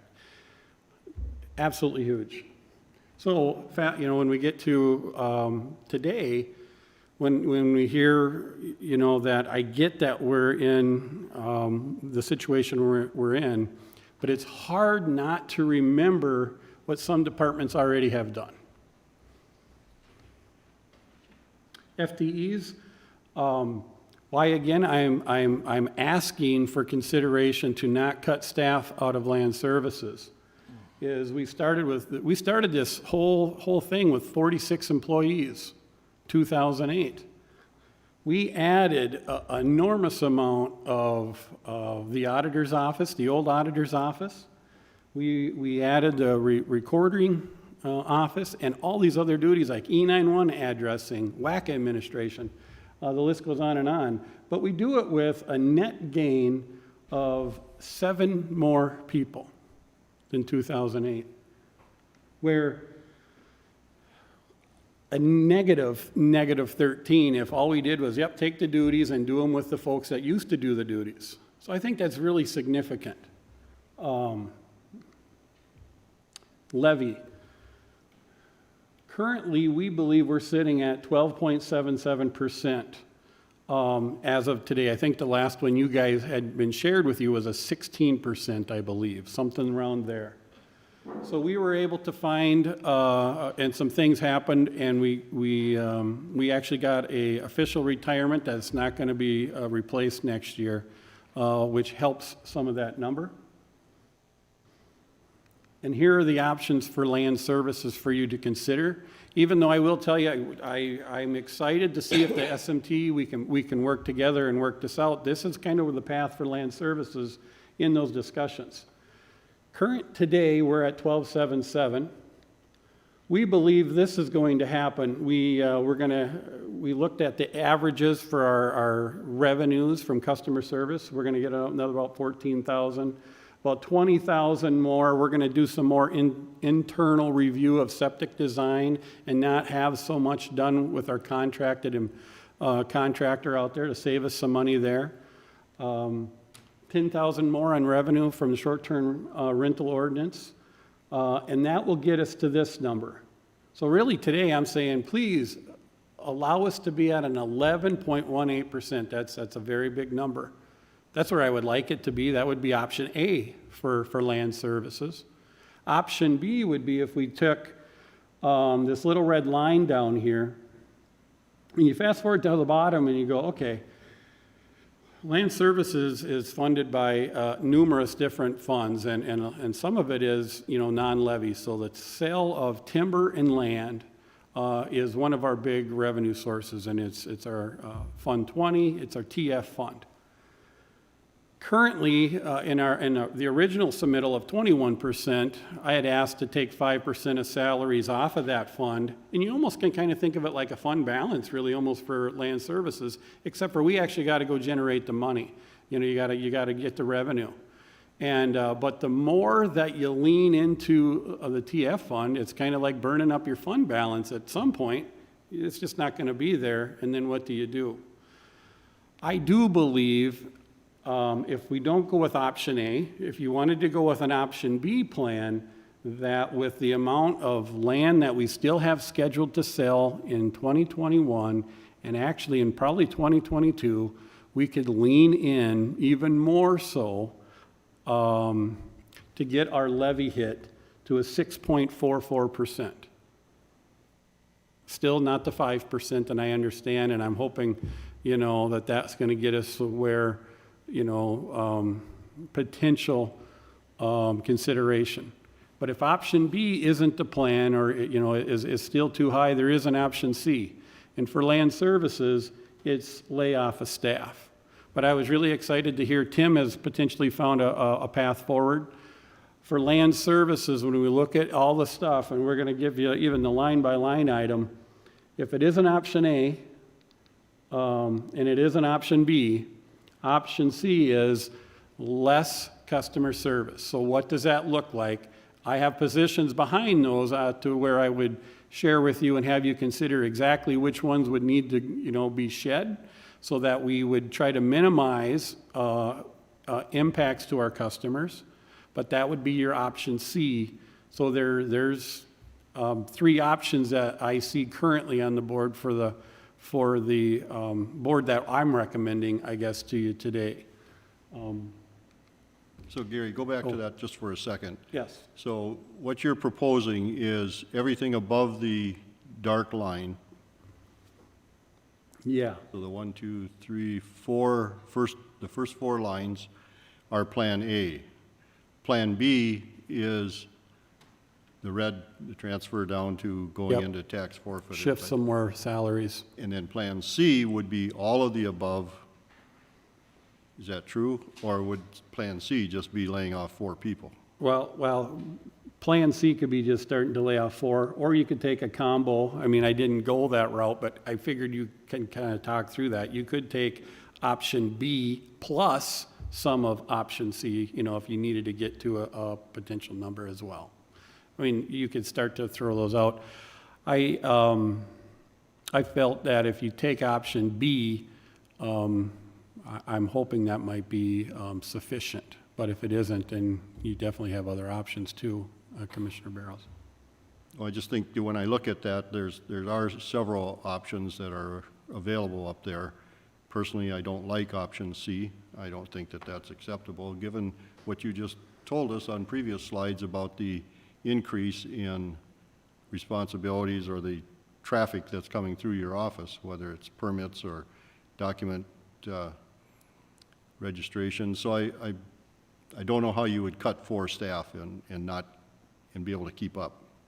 I think we'd be drowning over there. So just my thought, but I think there's a lot of options available there that aren't being discussed at this point. So you can move ahead. Sure. Just for a point of reference, if you didn't realize, the overall levy need, I think, or ask is 4.2 million. I said this at SMT yesterday. You could bulldoze over the land services building tomorrow. We're still only 2.7 million, well, now we're at, for total levy. and you still would be going up with your levy need for 2021, even if you didn't have our department.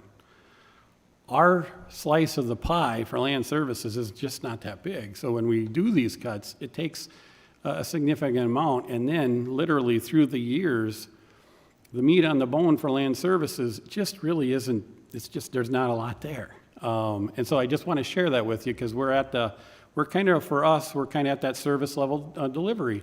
And we were talking about that as a team internally. What does that mean if we didn't have 5 staff? How do we do it? We're still going to try to achieve excellence. That never goes away. How do you do it? And what does that mean? Does that mean we get extra chairs out in the lobby for folks to wait? Because, the wait times could go up. Does it mean the turnaround on a permit isn't 10 days anymore? It's 15 or 20? All those have impacts, of course, that come back to our customer, but I wanted to make sure you had a good set of options, but I really wanted to try to highlight, we are pretty lean, and I'm sure we are like that through the organization. I just wanted to tell the story from my perspective here. So Nick, I have a question for you. The sheet that you passed out to us, to each of the commissioners, on there you note that it's 10.6%. Gary's been talking about 12.77 and 11.8. Also, it's noted on here, where was I at here? I think 2.4 million or something I saw here. Where'd I go? 2.7, and Gary's at 2.9 if you look at option B up there. What's the discrepancy in these numbers?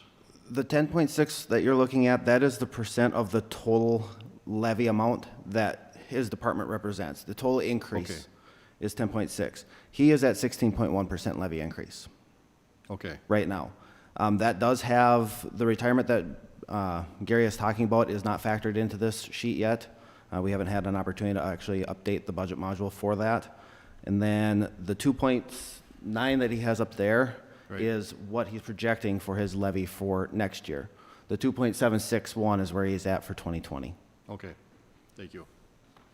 Administrator Houle. Mr. Chair, members of the board, too, if you think about the discrepancies, I only look to one source for the financial information for the county. And that is because we allocate things across all departments. That might be a central cost, like property casualty insurance, that shows up in line items. You've heard talk about fund balance build. That's clearly at the organizational level, not at a departmental level. And so which numbers you're using to calculate these percents is really, really important. And it doesn't serve you well, and it doesn't serve me well if we don't have agreement on the numbers. And so I always look to finance for those numbers, and I always look for the departments to reconcile it with finance. So at the end of the day, the only number that I got to pay attention to is what finance is telling me.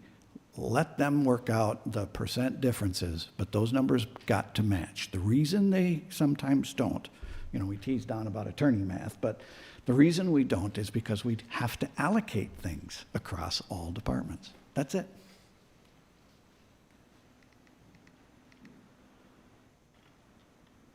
Well, I think we took out that slide, and that actually, thanks for clarifying that, Tim. We had a slide in there that showed things we don't control that's organizational wide, and then of course just what land services does, and then we're like, maybe that'll be too confusing. So actually, it sounds like it actually could have helped. So wrong call on that slide. At the last budget committee, I heard line by line stuff. And so, but here are some big revenue changes for 2021 for our department. The biggest difference here is that first one, and that has to do with our projection on we don't believe we're going to get 200,000 in revenue from short-term rental properties in the county. We believe we projected, in that 16, we projected 60,000. We believe, taking a little bit harder look at it, we believe it'll be 70,000. So that'll help. It's not much, but that'll help a little bit. We get some additional monies for WACA. Gary, let me just go back and, we added 2 positions for that. And based on 200K or whatever? Why such a significant difference between 200K and 60 or 70, whichever number you want to use? Basically, when we first did that 200,000, part of it is in the number that we thought we had as far as vacation rentals out there. When we, if you will, screened or better combed through the data that we had, we did find significant repeat in that original list of how many we believed we had in the county. I believe now, and Jessica's here, I believe, I want to say it's like 850-ish. And then we also are going to have a sliding scale. We hope that it balances out, but we have $500, $400 free, and a $200 depending on bedroom. And so with trying to be conservative we believe that 10 to 15% may just go away and say, I don't want to do it anymore. I don't want the hassle, potentially. We're going to have some that are going to be non-compliant that we won't get the revenue in. We still will have an enforcement action on them. And then just the overall reduction in actually how many we've identified that are here in the county. That's where we're coming up with the 70,000, not the 200,000, if that makes sense. So I just want to point out, though, that's, to your point that you're making, it's important that we get as accurate of information up Absolutely. front when we commit to positions, because the positions are in effect forever. But the revenues go up and down. But to initially make that decision, it's important that we have as accurate of information as possible to make those decisions, because we may have had a different outcome had we looked at 60 or 70,000 versus hiring 2 full-time employees, because that cost is going to be way above 60 or 70,000. Sure, and part of the revenue, even though it shows up there as a negative, the one FTE that's actually over in our recording area, the revenue's there from the influx of the documents. So fuzzy math, if you will, it actually works out good in 2020. It's 2021 that we have an additional staff. We're going to have, I'm sure, additional revenue with permits and stuff, but it's just not going to come from the revenue stream that we thought it was going to come from. My point is, Yeah. we were talking about short-term rentals. So all 5 of us made a decision based on what was given to us at the time, not about increased permits or any of the other, the documents, the fees from those. So to me, I was misled. And only because the information wasn't as accurate as it could have been. So I just want to say that for any department, that's important, that we get as accurate of information as possible when we make these staffing decisions. And to your point, Chair, I believe you were not misled from the standpoint of, we gave you the best data we had at the time. We got a better filtered program with the software that we used that really could pick apart exactly what we had in the county. But back when we were going through this, that was the best data that we had at the time. And we are also understanding in that arena of when people start to list, drop them off, because that also, when you pull your number to come and say, this is how many we have, it's as good as that run, if you will, and we're trying to get data to get a better solid number year over year moving forward, because this is just all new to us. I hope that kind of helps, but we were doing the best I believe we could with the data we had. Okay.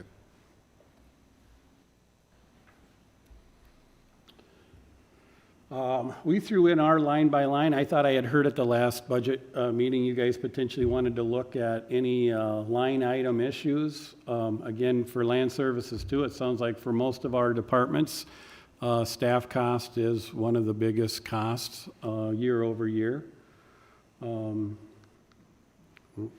So these were some of the biggest expense changes that we have. The biggest one, I believe, being in the salaries at about 174 or 175,000 if you round, and that's with added mid-year 2020 FTE.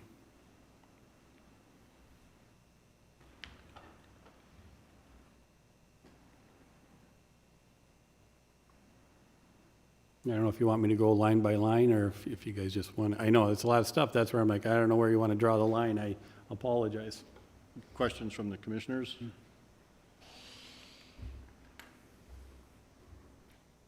I don't see any questions, Gary. Thank you. Thank you.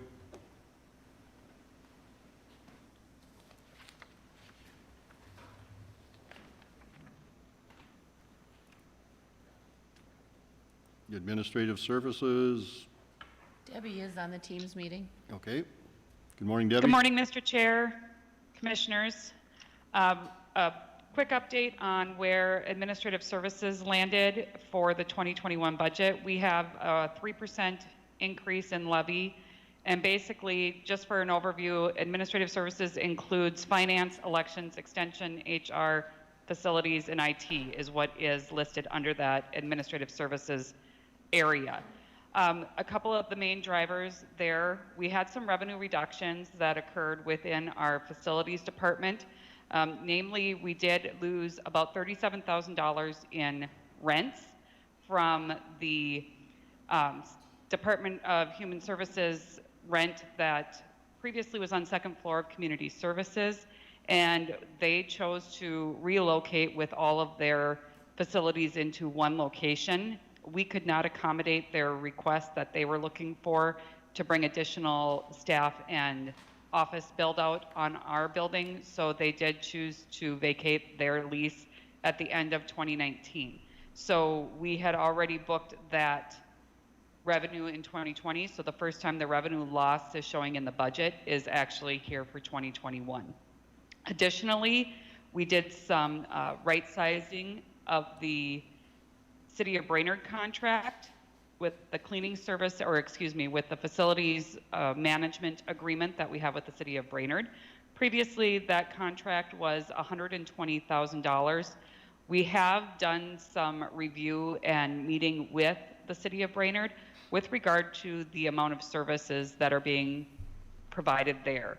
And they did ask us to look at what levels that we were providing service. We had estimated it was going to be approximately 2,000 hours of service that would be provided.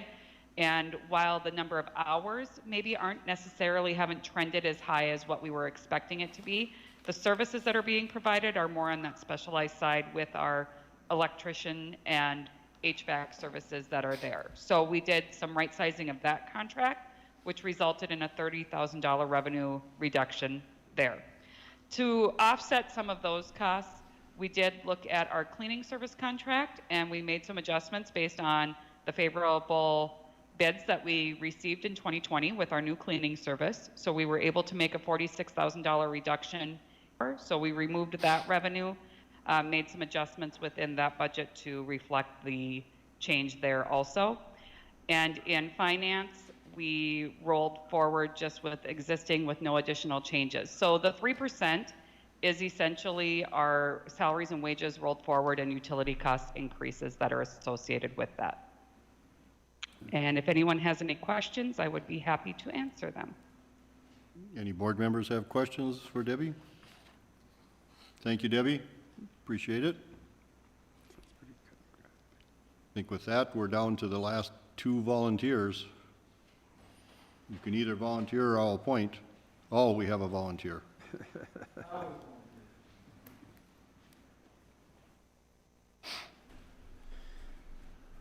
I apologize, Mr. Chairman and the board, for being late. I had a court appearance, a Zoom court hearing I had to do at 9 o'clock, and I couldn't hand it off to anybody else. I came as soon as I could.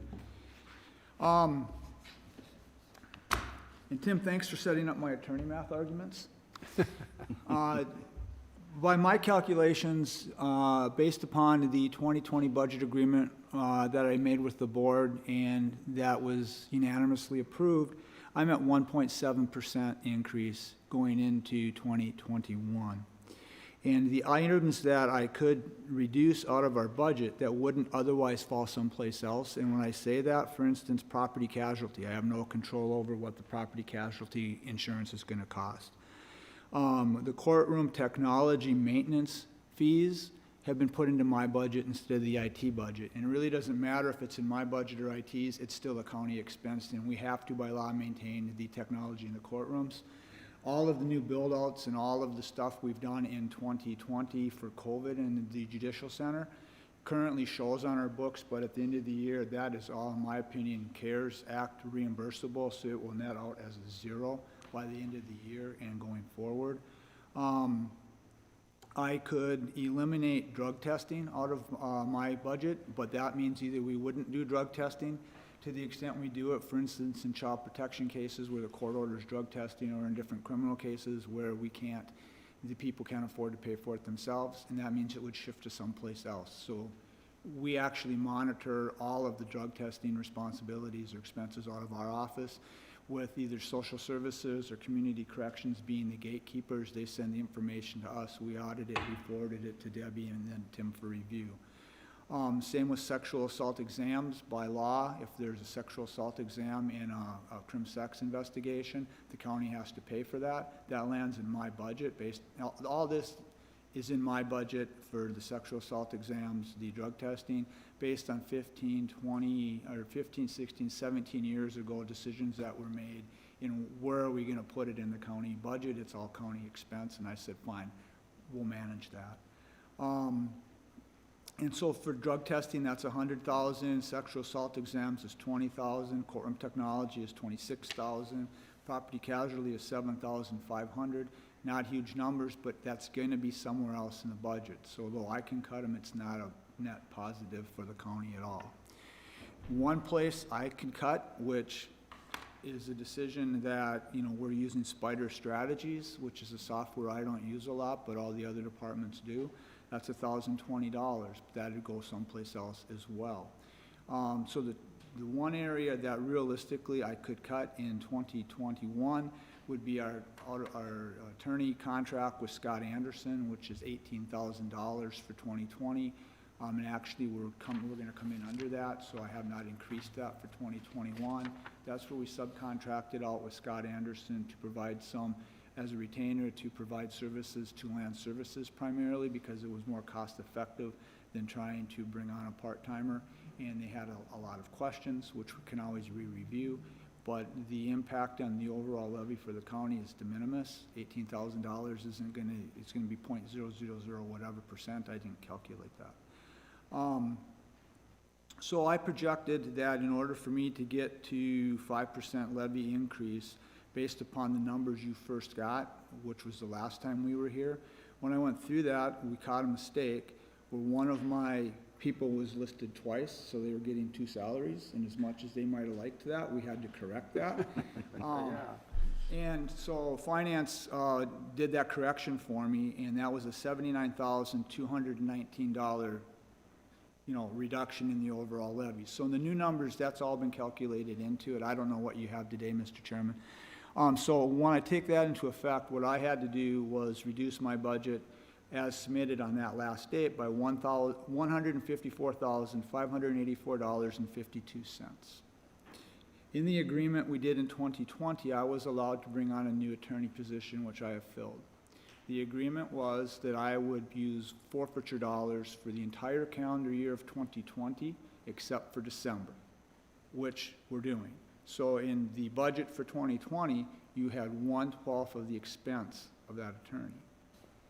That position then rolled over full-time into 2021, and it would not be counted as a new position for me, and that salary increase would not be held against me in 2021 for the 2021 budget. That cost is $111,221 fully loaded. So with that, if I reduce my $154,000 and change by that $111 and change, I get down to $43,363.52. If I do the math, that's 1.7% increase. Now, that is attorney math, but most of the time I'm within a point-something percentage of what our CFO will calculate based on experience. And so attorney math isn't as inaccurate as some people might think. We can have all those same discussions, Tim, if you want to, but I'll bring our last CFO back and I'll show off all the numbers. To offset that, a lot of places where people look at making reductions. Can we reduce the cost of employee training? Well, in my office, I'm obligated to supply the CLE expenses or the training for my attorneys, which is roughly 15 credits every year, so that I can spread that out over the 3-year requirement for what attorneys have to have, which is 45 CLE credits every 3 years. And then that also has your travel expenses, your lodging expenses, your associated meal expenses. Taxpayers haven't paid a dime for any training out of my office for at least 10 years, because I use forfeiture dollars for that. That was a previous budget decision. You look at the technology expenses that everybody has that are built into the levies in the Crow Wing County Attorney's Office. It hasn't quite been that long, but other than a new employee for a new computer technology expense, all of our technology in my office is paid for by forfeiture funds. And so, according to Finance's numbers, since 2002, we have saved the county $455,825 in tax levy, and that's only through 2019. I didn't calculate 2020 to date because we won't have that accurate number till the end, because what they're doing is we're paying as we go for the attorney, and then it'll just, I think, is going to be a one-time transfer from forfeiture over into wherever other the accounts need to go. So we're easily going to be over $500,000 in savings to taxpayers by the end of this calendar year. So given all of that, in the one place I think we really could cut, which is $18,000, which if that's the decision, I'm happy to do that. I think 1.7% increase is accurate in regards to what we can control out of my office. And all of that increase, with the exception of roughly $350, is personnel related. So we brought almost every expense over from 2020 to 21 at a zero levy increase. In a couple instances, we could reduce that amount, except for some things like Minnesota County Attorney Association dues, which every year that's tied to AMC. So when AMC dues go up, ours go up the same percentage. That's about the only adjustment upward that we can offset some other way. So I'm happy to answer any questions. That's what I have for you today. What's the history of the forfeiture dollars that come into your office? You know, kind of what level? Every year it goes up and down, so the Right. forfeitures, the primary forfeiture funds come from DWI forfeitures, fleeing forfeitures, drug prosecution-related forfeitures, and then I'll just go miscellaneous other forfeitures. We don't see much money come in from prostitution cases, and there are some other ones where we can get some miscellaneous monies, but the big ones are DWI and the drug forfeitures. I don't have the income numbers, but I can certainly get those and generate them for you. What we do is we have special funds set up. I have 4 special forfeiture funds set up that parallel with our general levy account, and as money comes in, so for instance, if there's a DWI forfeiture, that car then, once that case is resolved and say it produces $100 in revenue, it's divided statutorily, and there are several other ways which sometimes we can settle the cases short of going through an actual judicial adjudication on it. There are some summary forfeitures, there are judicial forfeitures, and I'd be happy to come when you have more time and try to explain all those intricacies. But basically, when we get a forfeiture, the forfeiture is created, or the civil case that parallels the criminal case, and depending upon the type of forfeiture, we need to have a conviction or we don't. The legislature's not favoring forfeitures, so I've been saying this for a few years. I do project the day of forfeitures is going to end at some point in the foreseeable future, so all of these other dollars are going to have to roll back into my budget. But what we do is we track what the forfeiture is, what type of proceeding, how much is involved with. If it's a vehicle, we don't know, we just know the Kelly Blue Book value.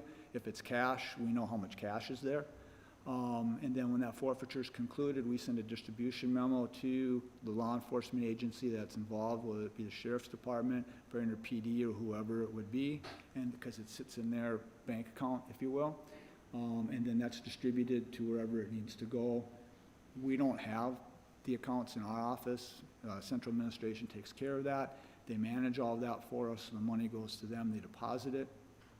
The trade-off for them is any interest that's generated in our balances, they get to keep. We don't ask them to add that back into us. And then we manage that on an annual basis. At the end of the year, if there are any balances, we correlate with finance to make sure that carries over into our next year, so that in the next year, we just start with whatever balance we had the year before, and we just continue forward that way. And I run it like an actual budget, though I don't report to you on it, because it's not something the county board can consider in setting our budgets. I present that to you today because I want you to see that based on previous budget decisions and discussions, we're being as fiscally conservative as possible in trying to keep our levies as low as we can. Appreciate that. Mr. Chair. So what would, if, say you were to eliminate the contract with Scott Anderson, what would that do to your office? The primary benefit with the contract with Attorney Anderson is that Gary and his people have someone dedicated to give a call to. Those calls that are going to Scott right now would then, and I say calls, they're typically emails, showing my age there, I guess, but they would email us and we would put them in our queue and they would sit there till we could get to them, because a lot of those daily questions we're just not going to be able to handle on a daily basis, where Scott has himself and 2 other attorneys that answer those questions. That's my understanding speaking with Scott. We use them quite often. I think it would be probably more detriment to Gary's office than, and a burden to yours. For 18,000, I guess I'm just, I'm not promoting that we do that, I guess. You see Scott's name a lot because he's one of the MCIT attorneys, who MCIT hires a lot for different types of cases. Gary, I'm just curious how that would affect your... Sure, Mr. Chair, Commissioner Hoag, it's one of the best things we ever did was a contract with Scott Anderson. The turnaround times, the expertise, no disrespect to our attorney's office, they do a great job. We still have a lot of other questions for them. But he's an expert in his field, and he provides really great advice, and he's really responsive. So it really helps, I think, both offices. But that would be a big, I think, step backwards if we did away with that contract. Okay, thank you. Don, did you say that there was a line item that was transferred from maybe administrative services to you when you first started out? Was there some additional expense that was brought into your? Oh, I was just giving examples of, I forget your term, Tim, when it's for the organizational expenses. Oh, okay, yep. That then, historically, if you go back 26 years, a lot of what we do, our budgeting, the way we do it today, we didn't do it then. So insurance was all in the auditor's budget, as I remember. Gotcha, okay. Now we divide it between different departments, so you can see how that kind of goes into the department. So I like to use $100 because it's easy for attorneys to do math at $100. So if there's $100 in insurance cost and you have 10 different departments, it's $10 per department. Or it's $100 for Tim's department, it's still $100. That's what I was talking about. Yeah, okay. Any other questions? Thank you very much. Thank you. Appreciate it. Mr. Bray? I think I can maybe take care of this here at the podium, Mr. Chair and Commissioners. The Highway Department's request this year is 0% levy increase, and that's about 8 years running now. The total levy is, our request road and bridge levy is $1.892 million. And one of the reasons you might ask, well, why is it 0? You've heard from all my colleagues up here, and we're just in a better financial situation maybe than some. Our fund balances are healthy and we've managed those very well, and with the help of our large revenue sources, local option sales tax is helpful, state aid, which comes from our gas taxes. The levy only makes up probably less than 10% of our overall budget each year, so it is a very small portion. And as you've heard from my colleagues, there are other parts of the organization that need this levy increase more than we do. We're one of the only departments that our revenue sources are going up. We thought that COVID would be a big hit to our local option sales tax. We're finding that it's either maintaining or actually in some months much higher. And so we're able to withstand a little bit more, and I pride myself, as my colleagues do, about being taking the organizational view, and this is part of that again this year, and we have for the last several years. We continue to deliver more construction than ever. It's noticeable. I hear it from you, and I hear from people around the community about how much construction we're doing and the impacts on the roads. We're meeting our snow plowing goals and our summertime goals and maintenance with what we have. And as I mentioned before, LOS continues to perform or outperform despite COVID. We continue to absorb our staffing costs, so we have wage increases and insurance increases when those come in. And I think the spread we just talked about, lost investments and those things, the way the financial health of the highway department is such where we can absorb those costs and move those levy dollars to other parts of the organization, as you've heard from all of them. But it really does have to stop this year. I know that finance has, Nick used to be the highway accountant and had done the analysis starting a few years ago about when it's appropriate to stop absorbing these costs and where it will really start to impact the organization and kind of press the limits of some of the restricted funding that we get. So we have outside sources, but they come with restrictions. And we want to make sure that we are within those, the intent of the law and the limits of the law.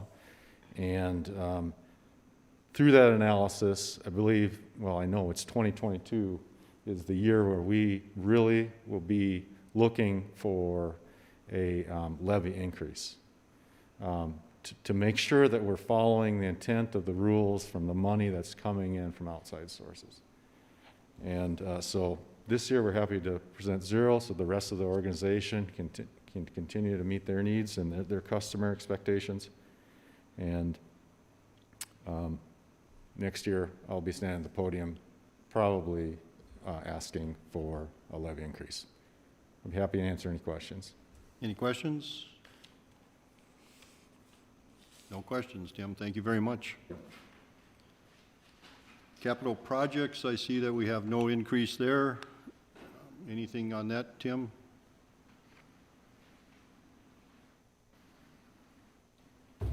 Mr. Chair, members of the board, we are really focused on the levy at this point. CIP, we did not include any increase in it. We are having this debate, you know that, about whether or not we should have, or to what extent we should have a sizable capital CIP or build fund balance. That question remains to be seen, but our focus right now has been on levy. We do not anticipate any increase in the CIP. Okay. Anything else? County administration is also in governance services. We decreased 2 non-labor line items. I believe it was for consulting services. And I don't remember, well, I don't know, Nick will pull it up. 2 non-labor, otherwise our only cost increases were for the application of our labor rates. It's a pretty simple budget. Yours, the increases in the labor rates. That's it. Any questions? Well, I'm sorry. We also always do budget for a salary increase for you. I know that's a political football, but you know, whatever, we apply the same logic to your labor costs as we do to everybody's labor costs. So that gives you room to make a decision, but it doesn't obligate you to one. Those are the only changes in the commissioner's budget. I hoped we might use, unless there's any questions about those. There's this, you know, I know for commissioners there's been a question sometimes, well, you know, does an SMT member only get to come before the county board and tell them what the county administrator wants them to tell them? Today's a classic example of where that is not the case. You've gotten unfiltered request items from SMT members. I don't want you to suffer from the illusion, I know they don't, that I necessarily agree with everything that they have said. I don't. There is a debate there about how to count finance, what are the priorities, what are important, I'll do those debates privately. I don't do them publicly. And that's because we work together the next day. But don't confuse yourself into thinking there aren't differences of opinion. Otherwise, it looks a little bit too sanitary today. It's messier than that. They do get to tell you what they want to tell you, regardless of whether it agrees with me. This is a good example of, we talked yesterday about, the SMT can produce its own budget recommendation if they want. It's a suggestion, right? I'm telling you, I already see a path clear to getting under 5%. They could produce a recommendation for you for 6% or 4%. That's up to them. They get to if they want to. I don't know that once they get under 5, my need to produce a recommendation goes substantially down. And then I kind of step out of the way, and that dialogue needs to be between you and them. So I'll help facilitate that process to the best I can. But I wanted you to know, no, they get unfiltered access to you guys. And an example, 2 examples of the math, Gary was talking about, about ideas, and Don was talking about, if you don't hold me accountable for the decision that was made in the last budget year. Well, of course, that will lead you to 2 very different numbers if you don't count it against me. Or if we went and did this, the percent would be that. And that's why you got to get your numbers from one source, because there's caveats that are sometimes placed on the numbers. Or did it include benefits? Did it not? Are there any non-labor costs associated with it? We have to get to a place where, as an organization, we are consistently costing things out. And so, do I say Don's math is wrong? No, his math isn't wrong. It's different than what finance does. He will apply like the overlay if you don't count this against me. And that's okay, there's nothing wrong with that. I get that, you get that, you understand why. That's not what finance is going to produce for you. What finance is going to produce for you is, what was the levy last year? What is the proposed levy? And what's the percent change? You got to get a consistent way of looking at those. So I think that's an example. It's not bad people. It's not anything like that. It's just how you want to look at the number and what other assumptions you want to apply to the number. That'll make it different. Not better, not worse, different. And so I always look to finance because at the end of the day, they're the ones that draft the resolution for you to set the levy. I might know that I might see a path certain, and you might say, well, why don't I just tell the SMT members? Because they might come up with a better path. They might come up with a better path than what I have. And so I don't tell them what the path I see is. And it frustrates them, at least some of them, sometimes. But it forces them to act like an organizational team. And they don't have to. They don't have to have a recommendation. I am really pleased, though, after yesterday's SMT meeting, to be able to tell you they would like to try. And so they are going to try to put together a budget recommendation for you. That's a process. But I know they typically aren't going to suggest something higher than me, but they can. But I know I will have a recommendation in front of you for under 5% on September 22nd. Do you have questions about that process and how it works? I don't have any questions. I would just add that I think that your analysis of today's meeting is accurate, that there will need to be additional conversations. And I think that facilitating that, you're going to be meeting pretty regularly with the SMT group. So I appreciate that. And if we need to call an additional budget meeting, We will. for us, we will do that. I will offer that up if it's necessary, or 25 of them. I don't care how many it takes to get this job done, but hopefully we can look at that 5 or less on September 22nd. Do you have any guidance for any of us after having heard a little bit from all of us?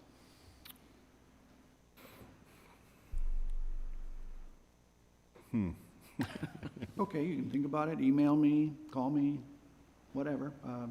We do need to know what your thoughts are. Are we hitting the mark? Are we off the mark? Are we over the mark? Are we under the mark? So please just keep talking to me. Well, I think people are doing hard work, Tim. I think there's still some hard work to be done. And I think that, you know, everyone needs to look in the mirror and decide what are we just trying to, you know, it can be a serious want, or it can be an absolute. And we have a lot of areas that are required to do certain things, and we need to be cognizant of that and get those out there as the priorities first, and then those wants or wishes, whatever you want to call them, kind of have to be prioritized down the list after that. But given the situation that we've had with COVID and that, it's unfortunate because we thought we were going to get through the budget process from last year and squeak through the, you know, here in June and July, and we did that. Very proud of that. But now COVID came in and kicked us again, and so we're struggling with that. And we know the public's struggling with that. The businesses are struggling with that. And we need to be sensitive to where those people are at. So I want to thank everybody for all the hard work you've done up to this point. Now I challenge you to do harder work. So,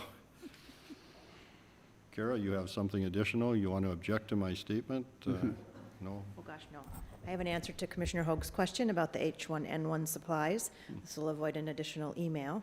The items from 2008 are all expired, so we're not able to utilize those items. We did learn on Tuesday that we will be getting syringes from the CDC, so we'll be able to take those off of the list. And as we move closer to the date of vaccination, we may get more supplies from the CDC or from MDH that we could utilize as opposed to purchasing with CARES Act funds, so we'll monitor that as we go along, but no H1N1 supplies.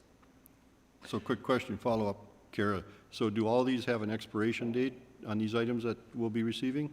Some of the items, like the tent, no, but syringes, yes, vaccinations, yes, those kind of items, alcohol swabs, that kind of stuff will, but not all of the items. I don't remember what all's on the list, Nick, that you have, but. So if they age out and we aren't at a point of administering a vaccine, we could be in a position in the future where we have to administer it, but we don't have the CARES Act dollars to repurchase those inventories. Yes. Okay. Mr. Chair, are we sure that that's going to be the process used, or will we rely on local hospitals or pharmacies or whatnot to do these vaccines?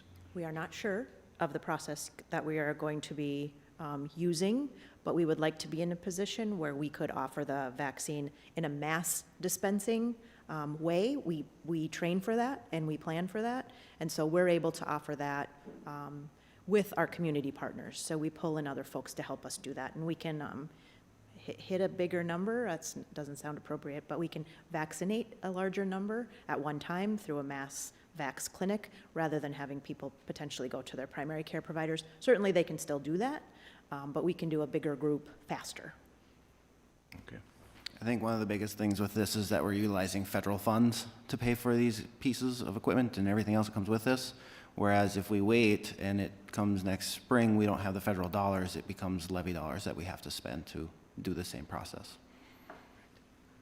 Thank you. Anything else, Nick?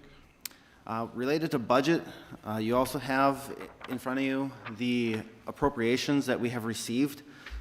We have not yet heard from the Civil Air Patrol or the Fair Association. They were supposed to have everything submitted to us on Monday. We have not yet heard from them. My staff did reach out to them yesterday and haven't still been contacted from those two. The library is the only area that has asked for an increase. You'll see they asked for $860, and this is related to a book mobile program.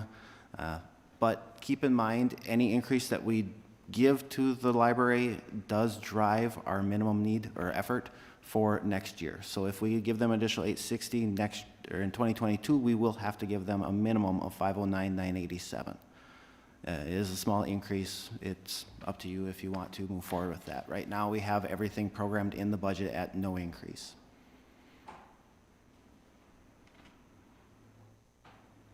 You need direction on that? Yes, please. Board? I want to increase. Commissioner Corning? No increase. Mr. Brecken? I would support their increase. Commissioner Holt? I guess just given what we're asking of our own people, I would recommend the no increase. And likewise for the chair. So you have your direction. Is what I expected. That is everything for budget. We can move into financial status update through the end of August. Try to remember what month we're in here. We are trending on target for budget. Revenue-wise, we are actually, in the levy-based side, 12 million to the good in revenue. 8 million of that is obviously the CARES dollars. That will either be allocated into offsetting expenses that we have incurred, or help us build fund balance, or be spent on the grant programs or the fiber optic internet broadband programs. So that will drop off. The other 2 million that is in there is related to federal funds that are in highway. As usual, that's a timing piece of when the expenses and the revenues hit versus when they actually programmed them into the monthly budget program. So up to this point, we are on target in expenses and in revenues across the board.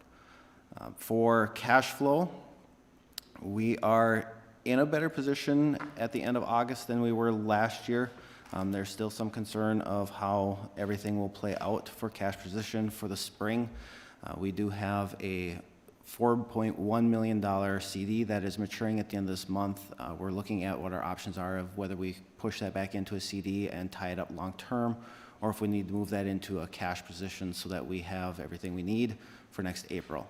The challenge is the CD as it sits is at 2.6% interest. Our money market savings account is down to 0.017% interest. So when the departments were talking about how there's pieces that are allocated to them that they can't control, one of them is that lost revenue from our investments. And with the way the bond markets are and everything else going on in the economy, rates have tanked down to nothing. At this point last year, I believe we were at 1.9% interest on the money market savings, so it's a significant drop. I think it was $8,000 we made last month off of our investments, and we had 24 million sitting in that money market on average last month. So, not a fun picture for our investment portfolio. Outside of that, that is everything I have for a financial status update. Anything else that you would like to know about?